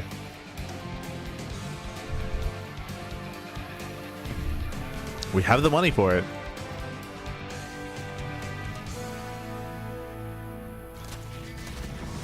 Oh no, we reveal our hands. The Void Rays are revealed. I don't think that was necessary. Like, we had a battery and 2 adepts.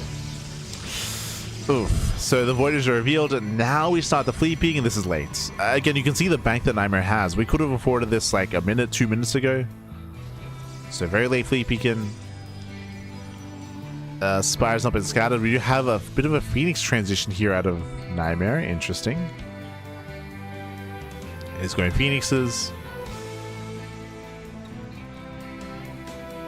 It's just a really wonky way of getting into Sky Toss. Like I feel like there are better ways of doing this, but sure. It's Void Rays, they move in. So far, 6 drones, not bad. 6 drones do go down. Means they do force, they do zone. 6 drone kills and a gas geyser. Prismatic alignment is now on cooldown. Corruptors are amassing. We have a carrier rush behind this, going to mass carrier. The issue here is that I'm pretty sure the Void Rays were meant to deter Corruptor play, but Corruptors, they've amassed, and now they're collapsing in. If they get one, they get 2. Yeah, 2 Void Rays go down. Do force a recall back home. Here come the wall of cannons. We have cannons, we got batteries being thrown down all over the place. And YoungYakov, he suddenly gained map control. He's gained map control. Drop lords are on the way. That should be for the queens. We're going for a German taxi. We're going for the taxi. And the goal here is to hit with Corruptor Queen before the Sky Toss gets out of hand. And that's already one. That's already almost 2 Phoenixes falling. So very messy play. Oh. He wants one of the voids, and he will get one. Yeah, one Void Ray goes down. Corruptors, they catch another Void Ray. Oof. And another. Now we are dragging the Corruptors over cannons at least, but these are still expensive losses here for NightMare. Losing so many voids. Drop bullets are ready. Queens, they load in. We load up the queens.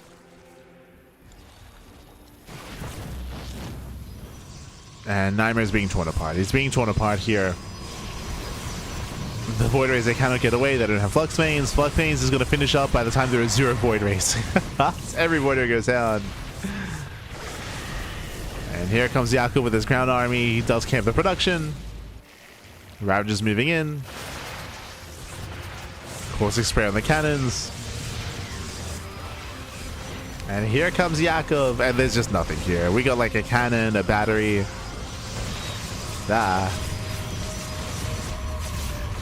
And again, 2 games in a row, just some very, very interesting builds here by NightMare. GG gets called, and YoungYakov will take a 2-0 lead, or he'll take the series 2-0, advancing on to the grand finals. GG. GG, well played, Yakov. He will claim the series. He will advance on. Again, NightMare being a little bit exploratory when it comes to these builds, and it did feel like it left much to be desired. It did feel like it was a little bit unrefined when it comes to the fleet beacon timing, when it comes to the second Stargate, the usage of the Forge even as well. Like, it's a little bit weird to get the early Forge when we weren't necessarily needing to build up any cannons or anything of that nature. It was a little bit inefficient, a little bit less refined. Looks like NightMare was maybe freestyling a little bit. It almost felt that way, where NightMare was like, you know what if I did this? And what if do I get a Stargate now? Like, it felt like it was a little bit off the cuff there. Regardless, GG. GG, well played. Congratulations, YoungYakov. You will claim the series. And with that, we have our top 2 players. We have our 2 finalists of the week. It's going to be a rematch. Once again, best of 5 between ByuN and YoungYakov. Oh boy.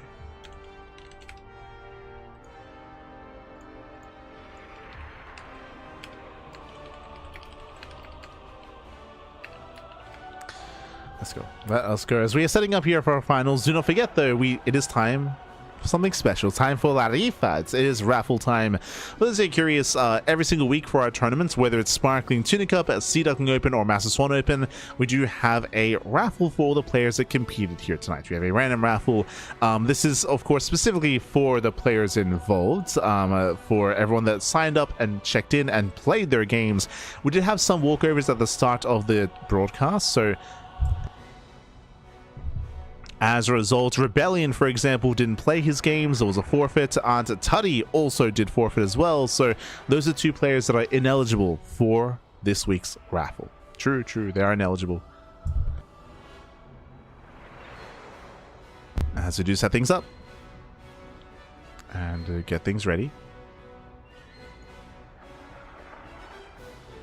Here we go. As you can see here, we do have a random raffle. This week we have 12 players. We have 12 eligible players for this week's raffle. Wait, hold on. Un momento. There we go, 13. I was about to say. We have 13 eligible players for this week's random raffle, and this week, one player walks away $5 richer. One random player that did compete here tonight. This week, congratulations. Oh, congratulations to... Oh! GG, congratulations to Shino, the French Zerg player. He did compete earlier in the broadcast. He faced off against ByuN in the late game on Mothership in a almost 30-minute game, by the way.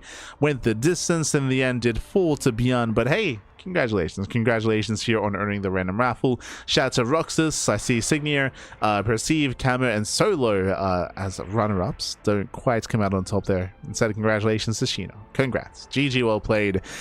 Despite going down earlier on, it does walk away with some extra prize money. GG. As it did go down in the semis. Otherwise, it is time for the finals. Here we go. It looks like vetoes are done just in time once the raffle did conclude. ByuN took down Shino earlier in the semis to make it through. Our YoungYakov took down NightMare earlier as well. We have that best of 5 finals, ByuN versus YoungYakov. Let's go. We have the finals, we have our series. Vetoes are done, and this is a rematch of last week's finals as well. For those who remember, last week we also had ByuN and YoungYakov, and now we're running it back. Running it back.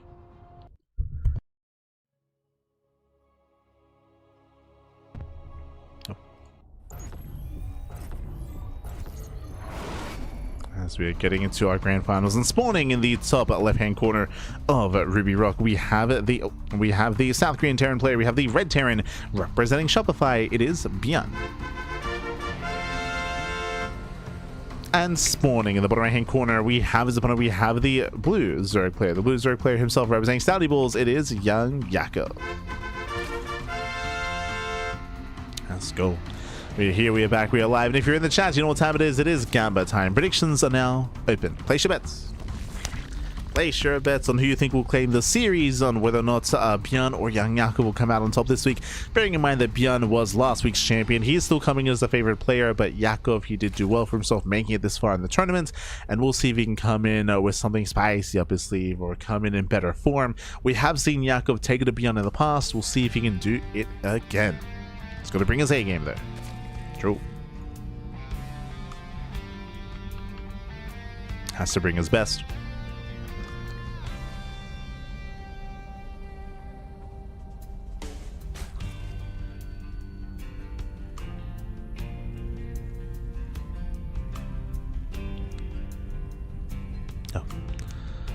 As for now, it is going to be a pull first opener here by YoungYakov, going for a later expand. This feels like the go-to that we've been seeing from YoungYakov so far in the PTR.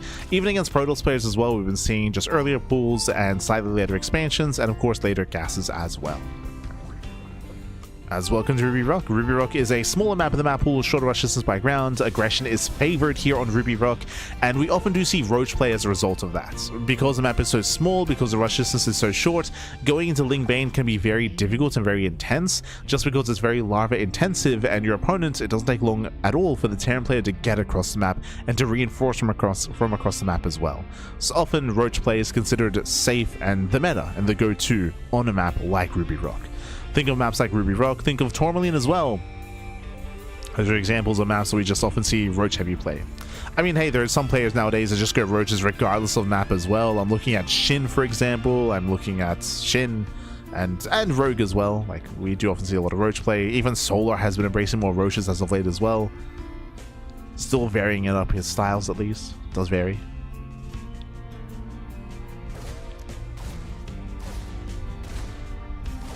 We'll see if YoungYakov is also a roach boy. For now, Reba does pick in. Pokes in, pulls away. 2 Zerglings going down. Very nice pickups here by ByuN. Catching out 2 Lings and pulling out.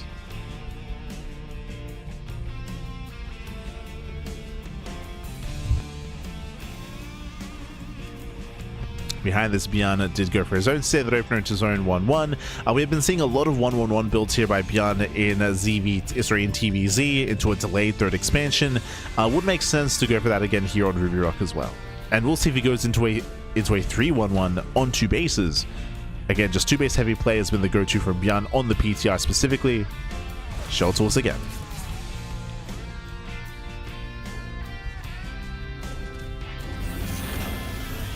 Oh, never mind. I was speaking a little about 2 base play, but no, this time 3rd CC economic greedier build out of ByuN. Much more economic, much more greedy. Bold move considering that ByuN does scout the fact that there is no 3rd expansion. True. Behind this Yakov, he pulls into gas. He's inside that gas geyser. Link speed is on the way. This looks like either early Roach Warren or fast lair into 2 base Spire. Do we go 2 base Meter or 2 base Roach? Reaper does poke in. The Reaper does, oh, not scout the gases. Barely not. So what's it going to be? Roach Warren, a Bailey Nest, or lair?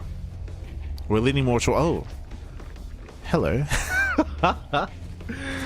I was gonna say, and I still was, I was leaning more towards a spy, sorry, more towards a lair and then towards a Muta play potentially, but no, we're going for the bust. It's gonna be a hidden Bailey Nest here behind the mineral line, and you don't take gases this early on, and you don't get a Bailey Nest this early on unless you mean to use it. It is looking like a Bane bust. Oh boy. YoungYakov.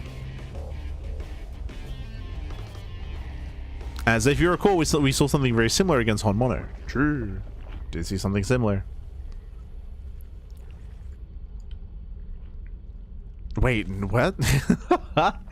It's gonna be an early Bailey Nest into a 450-ish lair timing? Okay.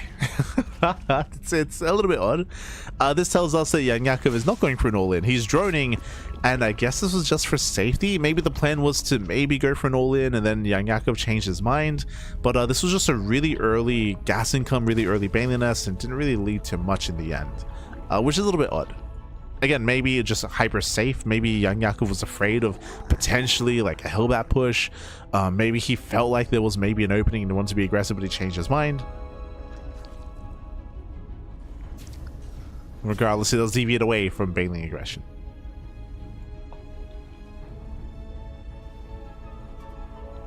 Whether it was safe play or a mind being changed, hard to really say.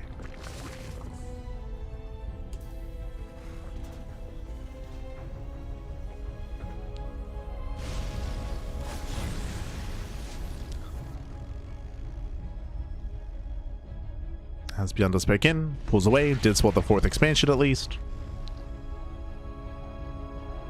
Building up windows and upgrades. Remember, he did have a more standard 3rd CC timing.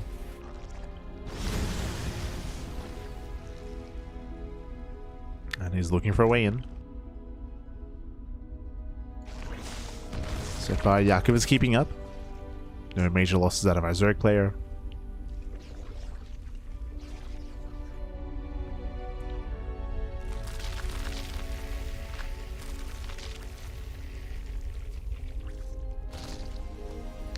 A little scout gets eyes on the 5-rack setup, which is standard coming into the mid game.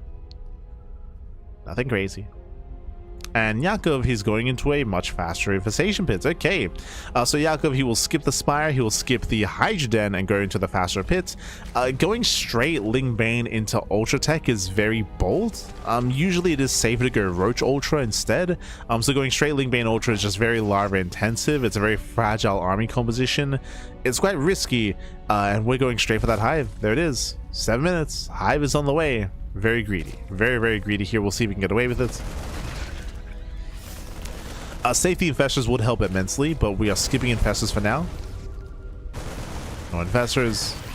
Marines, they do so. Oh no! Jesus. That hurts. My heart, Bappy. Oh my god. Banelings, they connected, but I think it was only one. You can see how low the army is. Like, I think one Baneling connected, and then we quickly picked up.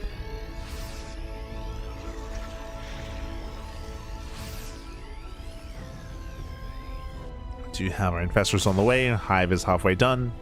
So thankfully we have some safety infestors. Burrow as well, let's go.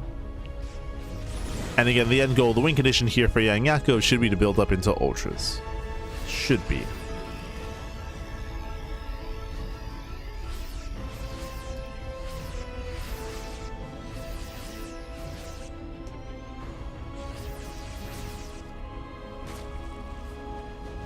Nice. ByuN is going to move out.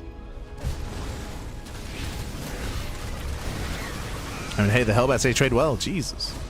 Do trade well. Second army here towards the south side.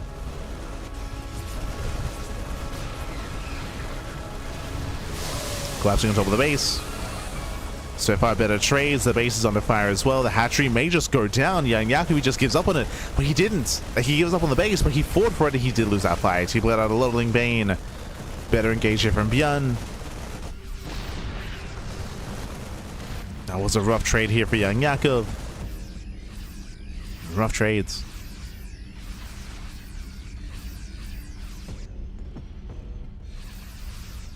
The Ultra Cavern's almost done. Soon we can start those Ultra upgrades. And that is a big... Oh, God, ByuN, calm down. Bit of a mistake. Almost killing his own tank. What I was going to say here is that's going to be a big power spike, of course, is getting into those Ultras early on. And we'll see if he can get there. Can he get there? Can he get to his high-tech Ultras? As going to be hitting pre-kindness plating. True. ByuN, he rotates over, once again hitting the 5th base, and he will force a cancel. Oh, Yakov just cannot expand. ByuN losing SCVs, okay. A couple of SCVs get caught. Lings, they collapse on more reinforcements. Forcing ByuN back home. At the same time, ByuN drops on the top side, and once again, he'll force another cancel. Oh, that's a kill! Ah, that's a kill, not a cancel. Lings, they try to collapse in. They will take down the tank. A couple of SCV kills as well. I mean, this is an okay run by here, but again, Yakov just cannot expand. That's what the 3rd time we've seen a denial, or just a straight-up kill. 9 SCV kills. ByuN now claiming a 4th base. The pressure's on YoungYakov. Kindness plating is about to finish. He's got his Ultras. How many? 3. 3 Ultras and some Fungals. Yakov, he commits in. Nice Bailey connections. 1920 SCV is going to be going down. Very nice. Yeah, 20 SCV kills. Despite ByuN denying the 5th base time and time again, it may not matter here. ByuN losing a bunch of workers. Losing a lot of SCVs here. And hey, the Ultra Cannon has been retained.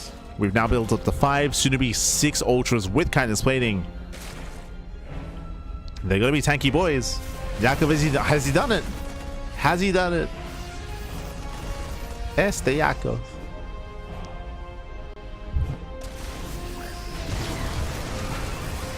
Yeah, Michael's going up. Oh my god, Fungal connects. Yeah, massive Fungal. Mindjolts, they do get dragged. Yeah, they get dragged away to major connections as well. And Yakov, he has done it. He's butting into the mineral lines, pushing into the natural, pushing into the 3rd, and pushing into the 4th base as well. Yeah, Bailey's, they smash into the mineral line. They chase down the bio. Some brutal connections, planetary falls, and Yakov, he snowballs out of control. He has broken ByuN. Who needs a 5th base, Pappy? The Ultras paid off. I was concerned that it was going to be too late. I was concerned that it would take too long to build up into the hive tech upgrades, but no, in the end, Yakov, he got there. It wasn't easy. He did stumble his way to that late game to this position here. It was not easy, but he did make it in the end. Kills the CC, no lift. GG gets called, and YoungYakov, he takes game number 1. Whew. GG. GG, well played. Yakov, he will take the lead in the series. And as he takes the lead, a big shout in the chat. Thank you so much to Morituri. God, Papi God. Thank you so much. Thank you so much for the Twitch Prime. 28 months in a row. Thank you, Papi. Thank you. Do appreciate the support. Do appreciate it. As YoungYakov, it does fight back, does put a point on the board. And that leads us here into game numero 2. No boy. Can he extend that lead? Once again, winding it back, Yakov, who was very greedy when it came to his tech. He went Ling Bane into Hive into Ultras, did make a couple of safety infestors eventually. He got his 2 infestors up and running. He was able to defend and survive long enough for his Ultra deck. I was concerned that he wouldn't be able to, and again, he was taking a lot of losses, but he was able to sustain that. He was able to kind of keep his eye on the prize, like, sure, I can't get a 5th base, and he's even killing my hatcheries as well, but I will get to my Ultras. I'll get there, I'll get my upgrades up and running, and that's going to be my big kill move.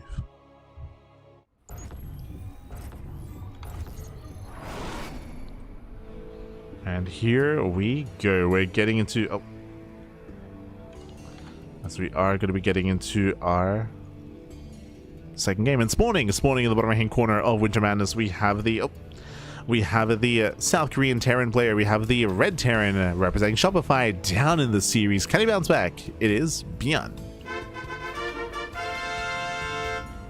And spawning in the top left-hand corner, we have the red Zerg player. The red Zerg player himself representing Stony Balls. It is YoungYakov.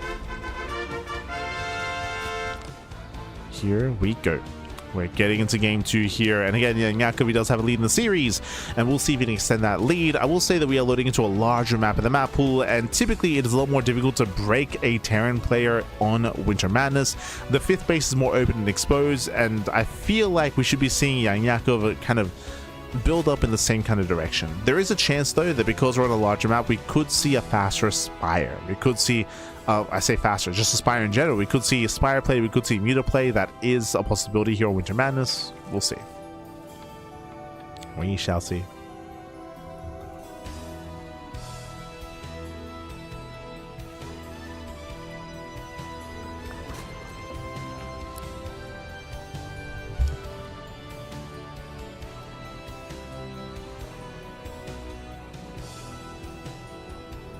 Yeah. We can make it, we can make it.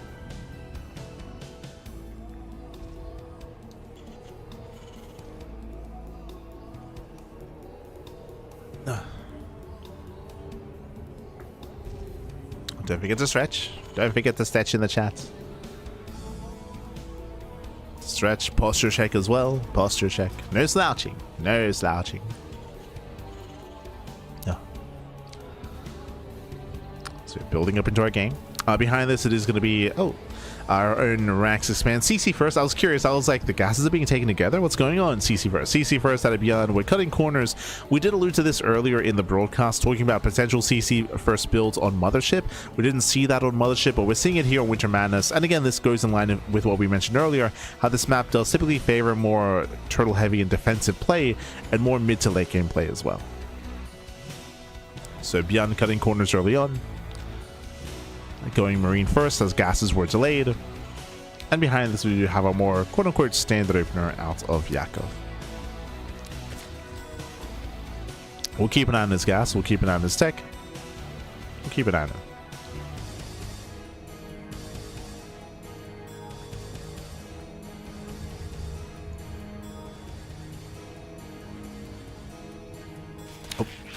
As we do have a couple of Lings getting across the map. They will nibble away at the natural, but they shouldn't really deal any meaningful damage here.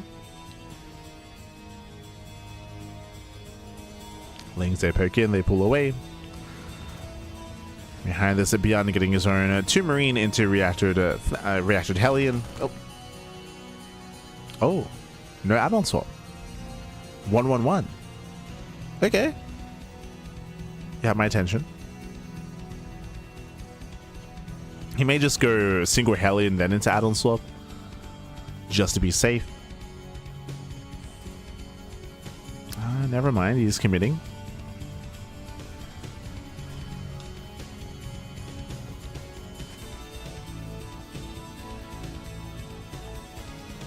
We'll see if we double down into extra Raxes as well if we go for another add-on swap. There's no like add-on swap here into, say, Tech Lab, into faster Banshee play. Meanwhile, that is a 4-minute lair out of YoungYakov. Sorry, I didn't quite get to point it out, but we did get a much faster gas geyser up and running and gas mining. Second gas is on the way. We're going into a faster lair, and this time this is screaming 2-base Muta. Okay, let's go. I mean, technically, 2 gases could be for, say, a Nidus Worm, and this could be like a Lin Queen Nidus all-in, but only if it was 2 gases. Here, we're taking a 3rd and 4th gas, guys. Nah, this is a little more tech-heavy. Much, much more tech-heavy here.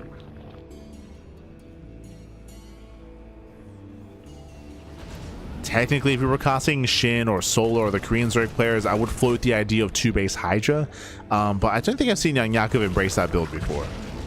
Just the Korean Zergs.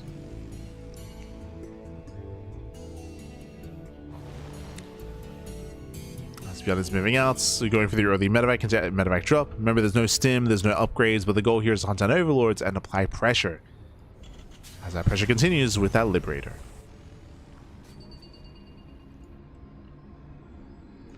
Now he meets up, 2-base Spire. So As mentioned previously, seeing all those gases screams to Ace Muta. But can Yakov get away with it? So far, ByuN applying pressure.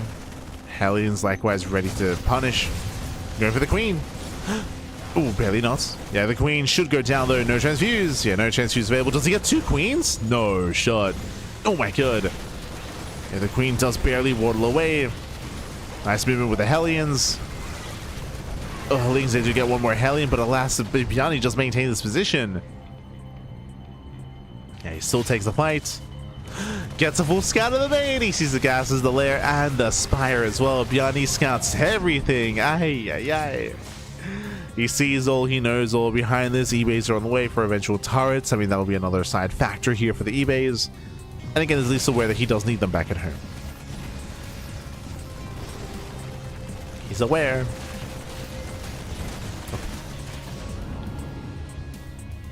ByuN does lift. Oh. Does lift, does pull away. And likewise, back at home, we do have those safety turrets, mineral lines, and covering the production as well. The mutas will at least gain map control, and that should at least contain ByuN, and that will allow Yakov to drone, right? To drone, to saturate, to build up the 3 bases, to get a 4th base up and running as well. That is something that mutas do provide you, even if they don't do much damage across the map. Or at least that is the hope. But ByuN is pushing. He's being proactive. Oh. Hoping to catch a muta. There's a first stim. Ah, a little bit too quick though. Yeah, a little bit too trigger happy. Quick to stim, but was not able to punish. As ByuN is still being active, forcing Yakov to respond.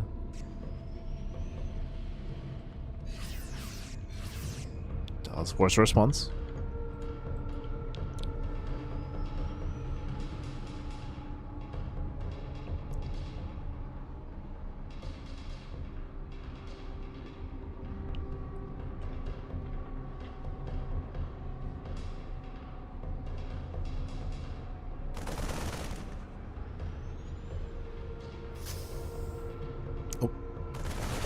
ByuN catching a muta. Not bad.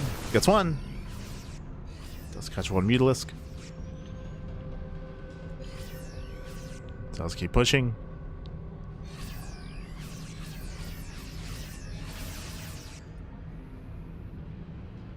And back at home, do we have Bailing speed? Yeah, we do. We do have a decent chunk of Bailings, a decent chunk of Bailings. Only 5 Bailings so far, which is a bit of a concern. And ByuN, he does actually sneak across the map. Yakov, he's getting caught unprepared. And the pants are down. Wintermines is setting up. Muta's coming in from behind.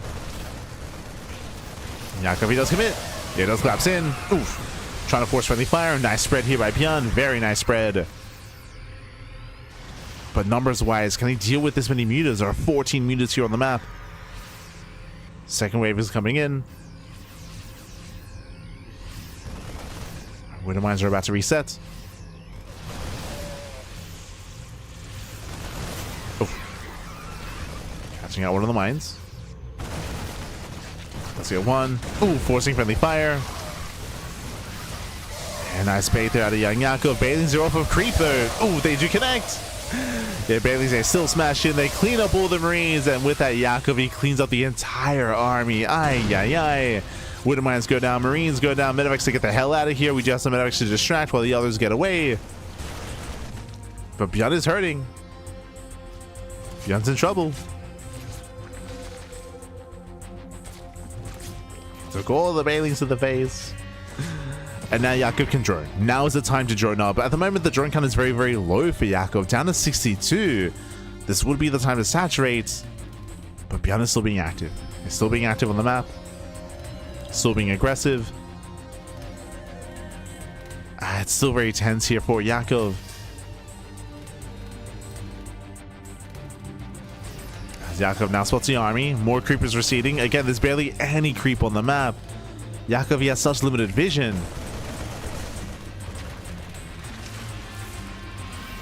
He has a lot of limitations. Collapsing in. So you got a nice kiting here by ByuN. Pulls away from the Bailings. He's just trying to flank. Thor production has begun.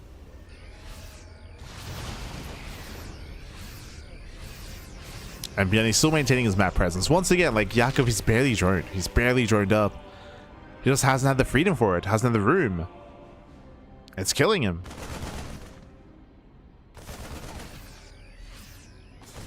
Yakov, he needs a good fight soon. Does need a good fight. Again, there's still no creep here either. There's no active tumors. I know the queens went down earlier. Do we have any creeping queens? The answer is no. Yeah, 5 bases, 5 queens. No active tumors. ByuN still rallying across. Shows a mine shot. Does not connect. Oh, but the Thor shots. Yeah, the Thor volleys are brutal. Bailings, they do get some decent connections, but there are still Marines left over. Yeah, there's still Bio, still Marines. ByuN he stims and he wins. GG gets called, and ByuN ties up the series 1-1. GG. GG, well played. Again, Yakov, he had some very nice engagements, really nice fights. It looked like almost weathered the storm and got away with his muta play, but the reality is that even though he was fighting and even taking better fights than ByuN, he had no economy. He was down in workers, down in economy.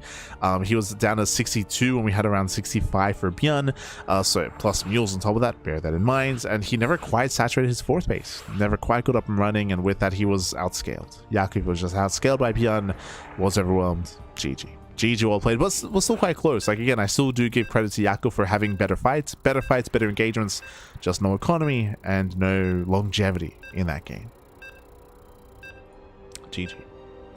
GG, well played. With that, we're now getting into game number 3.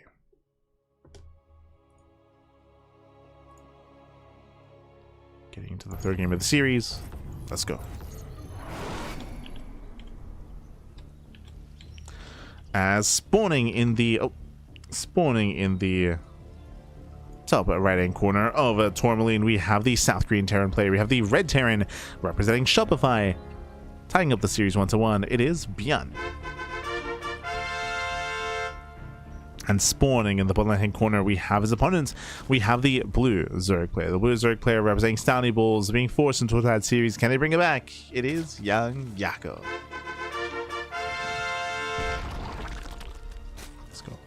Let's go. We are tied up 1-1. We have a back and forth series here, which is all that I ever asked for.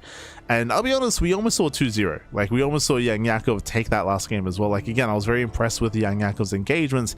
It's just a lack of the ability to find room to drone, because there was just so much aggression going on. He never felt safe to squeeze out like 2, 3, 4, 5 drones at a time. Wasn't quite able to. In the end, he was outscaled, and GG. GG, well played. Yakov was outscaled, and ByuN snowballed out of control. That leads us here into a very small map. Welcome to Tourmaline. Tourmaline is a smaller map of the map pool with shorter rush distance by ground. So we spoke earlier, but aggression is often favored on a map like this, and we do expect to see something a little bit different here. Now, if you remember, I was expecting Roach play on Ruby Rock and was surprised when we did not see that. Once again, as we do get a bit of a pause, and hopefully the game does calm down. Hopefully it does settle down. Again, for those who are curious, the servers on the PTR are limited, as they don't have as wide array of servers as they do in the base game. So it's at times a little bit less than ideal, but hopefully it does even out. Game resumed. This looks like the ping has died down. But we were just getting into the fact that I was surprised to see no Roach play on Ruby Rock. I was surprised, so I'll be surprised if we don't see Roaches here either. But to be fair, we actually haven't seen any Roach play at YoungYakov in this series so far. This would be the map for it, but he might just not enjoy Roach play in ZVT, which is understandable. Like, Raynor's been very vocal about it as well. Like, I'm understandable when it comes to ZVT. Roaches are a very slow composition, or they're a slower style, they're a more defensive style. It doesn't feel as good playing with Roaches than it does with Ling Bane, for example, which is much more flexible, active, and aggressive, and just faster in general. We'll see. We shall see.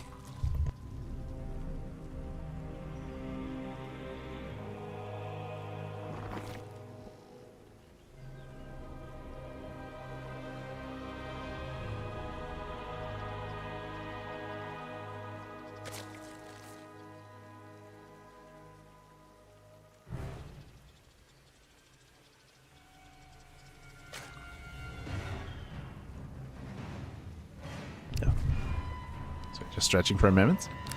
As for now, we do have our standard openers. We're just going for our initial Rax expand. Reaper does move out. We'll poke away at the Lings, and so far that is one Ling going down. He gets two.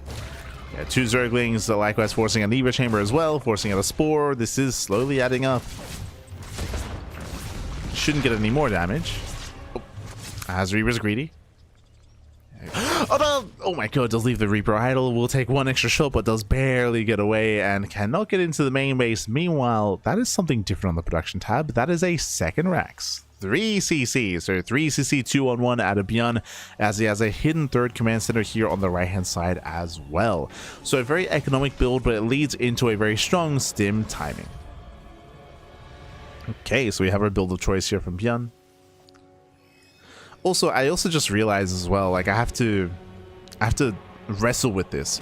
I just realized that I was pointing out certain timings earlier when it comes to something being early or late, but I just realized that I should be readjusting my expectations when it comes to certain timings because of the slower economy, right? The economy is slower, like in the PTR, so I have to bear that in mind as well.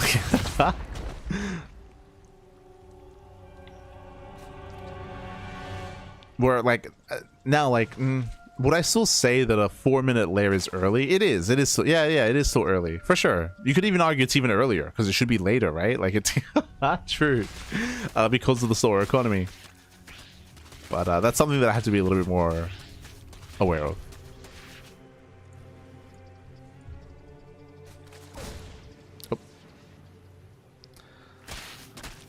Speaking of early, nice catch here on the Reaper. Very early Baneliness here out of YoungYakov. I say very early.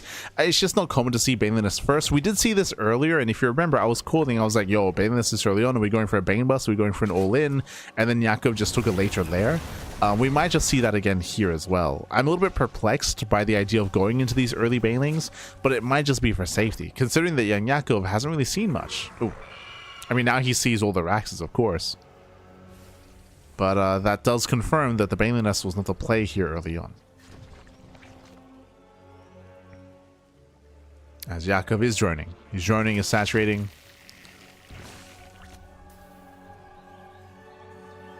Yakov has not confirmed the third command center yet. He's not aware necessarily that this is a greedier build.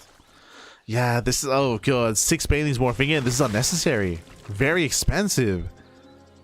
6 Banelings to finish. We don't need this against these Marines. But again, Yakov, he doesn't know that this is a third base, so he probably believes it's more committed than it is. Sim is finishing up in 10 seconds.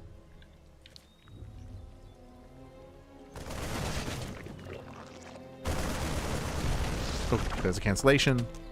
And that's all that ByuN needs to do, right? The ByuN is not pushing onto creep. He doesn't need to. And that's why these Banelings were a waste. Again, Yakov, it looks like he believed it was going to be an all-in. He was ready to receive something that wasn't coming. ByuN just pokes out, denies the base, and pulls away. There's no need to push onto creep. So a very shaky start here from YoungYakov. Very shaky. Behind this, because of the early Baneliness and because of all these Banelings as well, lair is late. The lair is late, the Eva chambers are late as well. All the gas tech is delayed due to this commitment into Banelings. So Yakov is going to have a shakier mid-game as a result.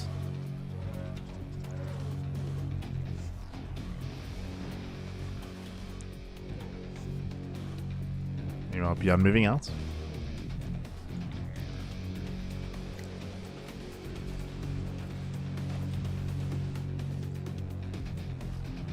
Tells me that across the map. Looking to deny the other expansion. Thankfully, Yakov does expand in the center and the top side, not towards the south, but ByuN's still sharking around. Estefanio, bienvenidos, papi, bienvenidos. Bienvenidos. As ByuN does start to step in. So far, just clearing up creep. Denying creep, dropping into the main. We can see this time it's not going to be Ling Bane Muta, it's going to be Ling Bane into Hydra Tech. Okay, much more robust army. Attempted Baneling run by, gets 3 SCVs. So far, good reactions here by ByuN. Yeah, he reacts well, he's being more active, pushing through the center. Trying to pull YoungYakov apart. Oh, nice target firing, gets one. There's still no bailing speed, by the way, because bailing the lair was so delayed. So delayed. All the bailing's going to be focused down. No major connections, and ByuN snowballs out of control. He breaks on through. Again, late bailing speed. Expansion goes down. And ByuN snowballs out of control. He gets not just one base, he gets 14 drones, takes down an entire mineral line, is going for a second expansion. The second base is also going to fall. Woodermans are coming to reinforce. Collapsing on the Hydra, catches another mineral line, and GG gets called. ByuN, he will take a 2-1 lead in the series. GG. Whew. GG, well played. Again, just a messy, shaky start here from YoungYakov, just snowballing out of control and impacting the rest of the game. Yakov, he believed that it was a 2-base all-in, but he was bamboozled. It was caught with his pants down. It was really a greedy build out of ByuN, going for a 3cc opener into later Raxes. As a result, we saw a big overreaction, going into a big commitment to bailings, into the early bailiness as well. Meant late lair, late Eva chambers, late upgrades, late bailing speed. Everything was delayed in favor of that, and we saw that the commitment to bailings early on wasn't worth it. Did not pay off. It set YoungYakov behind instead. GG. GG, well played. ByuN will take a lead in the series. Now we're getting ready for game number 4. Just catching up with the chat. First game I watched on the PTR, other than Euthermal's upgrade rush. Not an accurate representation. When it comes to how's the new patch, I mentioned this at the start of the broadcast. I would say right now it's a little bit undercooked. I do think that a lot of the ideas are interesting and are probably a good thing as well. I think a lot of people are lacking the idea of having like a really big patch that like shakes everything up. I don't think there's anything wrong about that, but what I will say is that a lot of the changes that have been proposed are working kind of against their goals, it feels. I think one of the big ones is like the warp gate change. There are some other propositions proposed, like there are things proposed when it comes to how to maybe fix it or how to like maybe adjust it. But the biggest issue that I have with the warp gate change, and you kind of saw it with the NightMare series as well, is that because of the resources kind of gating warp gate, it does kind of incentivize players to be more defensive and be more turtle heavy and be less active on the map, because there's a bigger commitment to going to warp gate. And I feel like that's working against what the goal of the patch is supposed to be, right? Like I feel like we're supposed to be promoting like more diverse play, but instead specifically Protoss is more incentivized to be more turtle heavy and defensive, which I feel like is a negative thing. For example, another big one when it comes to the economy, which has been talked about to death, is just that because of certain macro mechanics, having a low worker count actually hurts certain races more than others, and it does mean that you can be less aggressive than previously. I know that Lorimbo had a big write-up about that, about how technically Zerg in this patch can be less aggressive than in the previous patch, and less active, and there are less timings available. So I think in general, like there are certain things that now that we've had time to play the PTR, now that we've had time to like test and see things for ourselves, and the community to really like sink their teeth into it, there's certain things that are being revealed about the patch that maybe aren't intended. So I think we're hoping for some of those things to be addressed like soon. I think that is the hope. But for now we are going to be jumping into our 4th game, and spawning in the top right hand corner of White Rabbits, we have the red Terran player, himself. We have the South Korean Terran for Shopify, leading the series 2-1. It is ByuN. And spawning in the bottom hand corner, we have the blue Zerg player. The blue Zerg player himself, representing Stouty Bulls down in the series. But hey, can we force the ace match? It is YoungYakov. Let's go. Let us go. Jesus, as we're staying in gas, we're going for a Roach all-in. So it is going to be an early gas timing or early gas build here by YoungYakov. He will skip link speed, going for the Roach one, going for the early Roach rush, and we'll see if ByuN is able to confirm what is going on. Now ByuN, ooh, CC first. Okay, there's a lot that's lining up here. First things first, ByuN, no SCV Scout, no Reaper Scout either, because this is a larger map of the map pool, similar to Winter Madness or even Celestial Enclave at times.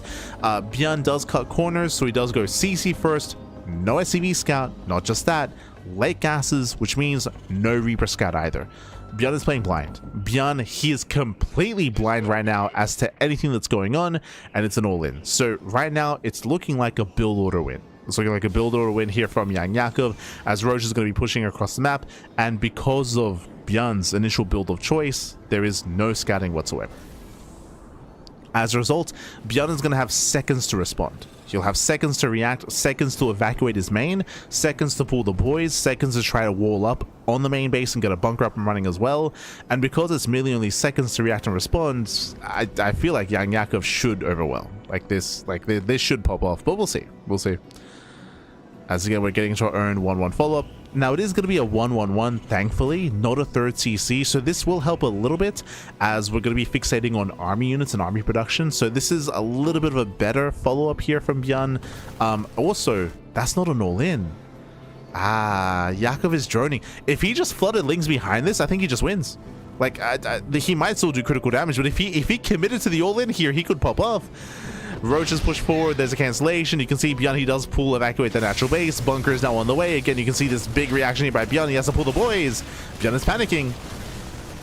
Yeah, he does panic. The starport does complete. SCVs are going down. And this should still be enough. Yeah, it should still be enough here. Again, Yakov, he droned behind this instead of link flooding. If he had link flood, then it would have been a stronger all-in. Roaches are going down. Yeah, Roaches are going down, and ByuN, technically, he will eventually hold on here, but this is still some critical damage. This could have been game-ending, though. Again, if Yakov wasn't droning, like this guy, he didn't believe in himself, Pappy. He didn't believe, but if he had just doubled down and committed and just stuck to his guns, that could have been game then and there. But now he's droning, he's saturating. He started droning as he was pushing across the map, so his heart wasn't in it. Now we're taking up. And can ByuN recover? Now, very quickly here, because ByuN didn't go 3cc, it's a rough road to recovery. Like, ByuN is down to 21 SCVs. He doesn't really have many workers, so like his production here is going to be stifled. He's making 2 SCVs at a time. Mules will help. He's going for a Cloak Banshee as a follow-up here. The Banshee has a lot of work to do. As Yakov is supply blocked. True. He is supply blocked.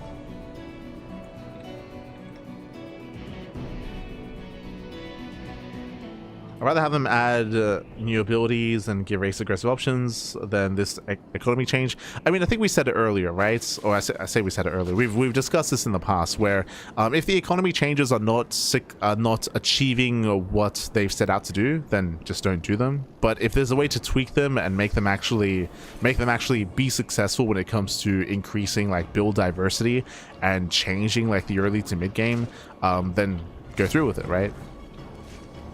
But like if through testing we find that isn't the case, then just like abandon that idea, right?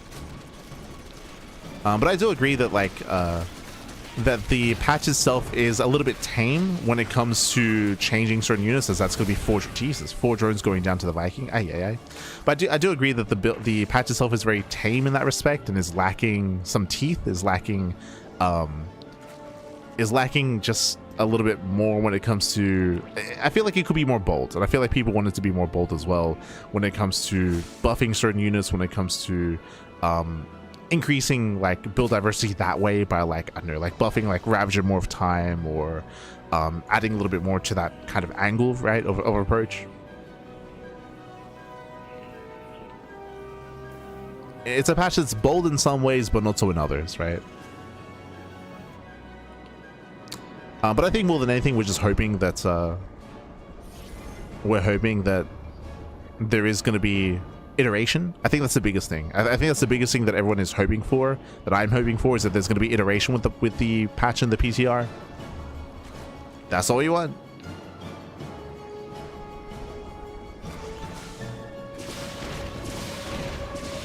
As they move in, so far getting 1, 2, 3. Jeez, so we spoke earlier how ByuN has to do damage to come back in this game. He kills 4 drones with the Vikings. He kills 5 drones already here with the Banshees, and he's not done. Getting 5, 6, 7 up to almost 8 drones going down. 7 drones do fall. This is getting out of hand here. Yakov losing that economic lead. At the same time, though, Mutas have hit the field, right? Mutas have hit the field. Mutas going to be moving out across the map. ByuN does have his mass bio army. Stim is done in a couple of seconds, and ByuN, he might just be able to end the game here and now with his Marines. Remember, there's no bathing speed. There's no bathing speed. We did fixate on purely mutas. Oof. And one muta goes down. Mutas, I cannot fight this head on. And what does YoungYakov have to defend? 2 roaches. Oof, 2 roaches to defend, and ByuN, he's done it. He's breaking through. He's no longer got control. He pushes into the mineral line. Drone's going to be going down. Mutants, they cannot touch this, and on the mutant falls as well. Takes down the mutalist. Oof, is denied the queen. Barely denied. But he can just stand and fight. He can stand and fight. He breaks through the lings, breaks through the roaches, and ByuN, this is getting out of hand. It's getting out of hand. He's running out of bio, though. Oh my god. Yakov barely holding, barely surviving. He's holding back.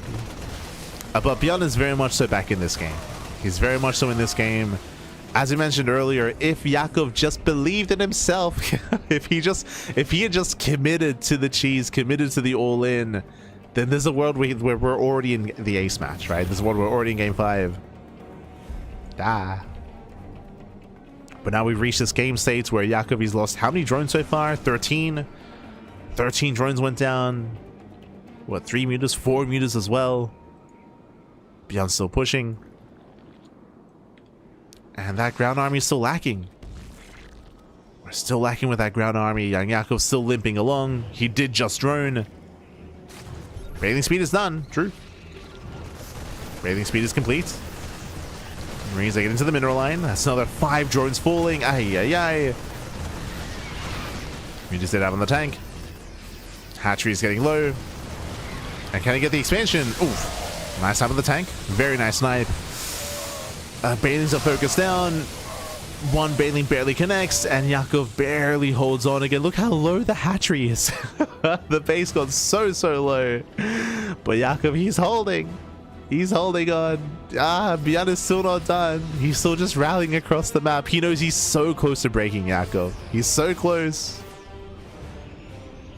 There's only 3 mutas. As Yakov is reamassing his Link Bane. Decent Bailing count. But this time there are 2 tanks. The tanks take siege. Ideally, ByuN wants to bait the army within tank range. He wants to bait him in.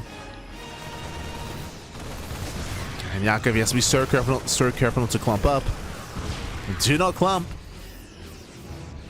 Oh. Yeah, Marines are distracted by the mutas. More reinforcements on the way.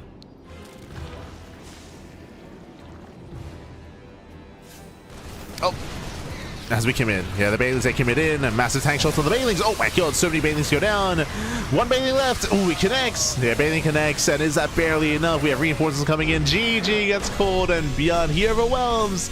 He snowballs out of control, and ByuN will claim the series 3-1, becoming this week's Sparkling Tuna Cup champion. GG.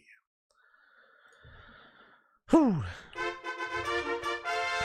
GG, well played. Congratulations, ByuN. He will claim the series. He will claim it. And again, Yakov, he was so close. He was so close to killing ByuN outright as well. As you mentioned, YoungYakov, he was droning as he was pushing his roaches across the map. He chose not to commit to set all in, even though ByuN had no idea what was going on. And sure, he was able to kill 13 SCVs. He was able to cripple the economy in some way. We saw that ByuN's counter damage was brutal. The Landed Viking killed 4 drones. The Banshee Harass killed 7 drones on top of that. In the end, 13 drone kills, and we just kept rallying across the map. Because Yakov went into muta play, mutas are very fragile. Mutas are not built to defend. They're not defensive units. They're so expensive and so fragile. Mutas, they're built to harass across the map, but they never got across the map. They never got across. So ByuN was just hyper aggressive, hyper assertive. And with that, GG, ByuN, he barely broke through and barely broke Yakov. GG, well played. GG, well played. Congratulations here to ByuN, as he will claim the series. Not an easy one though. It was much closer, much more intense. And as I mentioned, I can see a world where this goes to the ace match. I can see a world where this goes all the way to game 5 as well. And I'm happy to see Yakov improving the way that he has, right? I think a lot of people, I mean, Yakov, he is more around like the mid tier of European players. He's like just behind like Lambo, for example. I want to say like Lambo and Yakov are pretty close in skill, but he's just behind him, and you know, he's slowly like closing that gap, I should say. He's closing that gap, kind of working his way up, and yeah, getting better over time as he has dedicated more time to StarCraft over the past like 6 months. GG, well played. So big shout out to YoungYakov.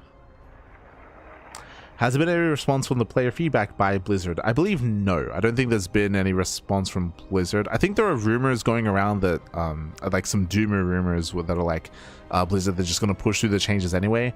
I think that's mainly based off of what happened last year. If you remember last year, specifically the patch at the end of last year, which was the Storm patch, Blizzard, they did make changes to the patch, but they basically made changes and then pushed it live. There was no like change to the PTR, if that makes any sense, where we had the PTR version of the patch, and then they just pushed it live with changes, so there was no time to test that. And I think that was obviously, that left a bad taste in people's mouths, because it was like, what's going on? We didn't even get to like test all these changes that you want to make. So I think a lot of people are concerned that that's going to happen again. And it makes sense, just because like it happened just before this, right? So there could be a trend here with how things are done. But again, I'm hoping that at least we are able to get another wave of like PTR and more changes. Regardless, GG well played. When it comes to the games that we had here tonight, I will say that again we had a little bit more 2-base heavy play from YoungYakov and from Zerg players in general. Likewise, ByuN, he did mix up his openers as well. We did not see a Ghost Rush. We saw a Ghost Rush against Solar last week from ByuN. Did not embrace it here. We saw a lot of that from from Hodmono, by the way. He was an animal with the Ghost Rushes. But outside of that, GG well played. A little bit, I do hope to see a little bit more Protoss this patch, just because there are so many changes to Protoss macro, and I feel like NightMare was freestyling more than anything when he was playing. So I look forward to tomorrow's PTR tournament to see maybe a little bit more Protoss play, to see kind of like how they're adjusting to said patch as well, and kind of where builds are kind of taking us. What I mean by that is, if you look at our schedule here, we are going to be live in around 11 hours, in around 11 hours time, with what? With the Picasso Cup, which is also on the PTR. Again, shout out to Shino, of course, for winning the random raffle earlier, but bam, there we go. As you can see here, we have our weekly schedule. We just wrapped up with our Tuesday evening broadcast, and Wednesday morning is Picasso Cup, which is also on the PTR. Wednesday evening, we have Kung Fu Cup, we have GSL, the GSL semis and finals rebroadcast Thursday morning. We have the Pondcast, Nicoract Evolution League, Kofajans Cup, SDO, and STC. Plenty of content throughout the week, and if you want to support this tournament, you can do so via Patreon. Exclamation mark Patreon in the chat. Our Patreon does fund our tournaments on a regular basis, as you can see. Bam, just on. Oh, actually, hold on. I had to hide that earlier. There we go. As you can see just under me, you can see our kind of our stretch goals, if you will, for our Patreon. We currently are working towards said next stretch goal to boost the prize pool and to grow our tournament. So if you want to help us out, you can do so via the Patreon to reach our next goal, and to eventually reach the upper echelons where we can host monthly finals again.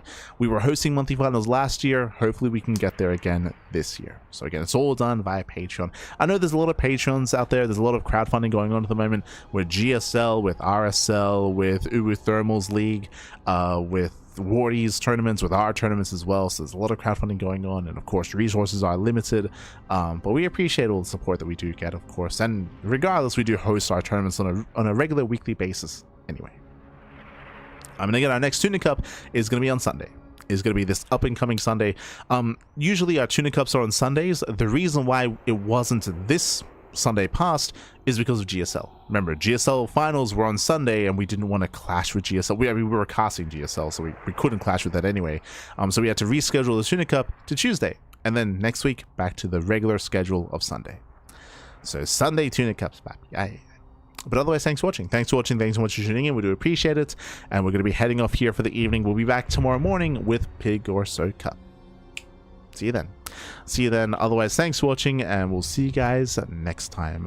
Likewise, if you want to support us in other ways, you can do so by following us: YouTube, Twitter, Facebook, Discord, all things CranKy Ducklings. I'm gonna go rest my voice because that was an intense cast today. Thanks for watching. I'll see you guys next time. Until then, ciao, bye, ciao, hasta luego. See you next time.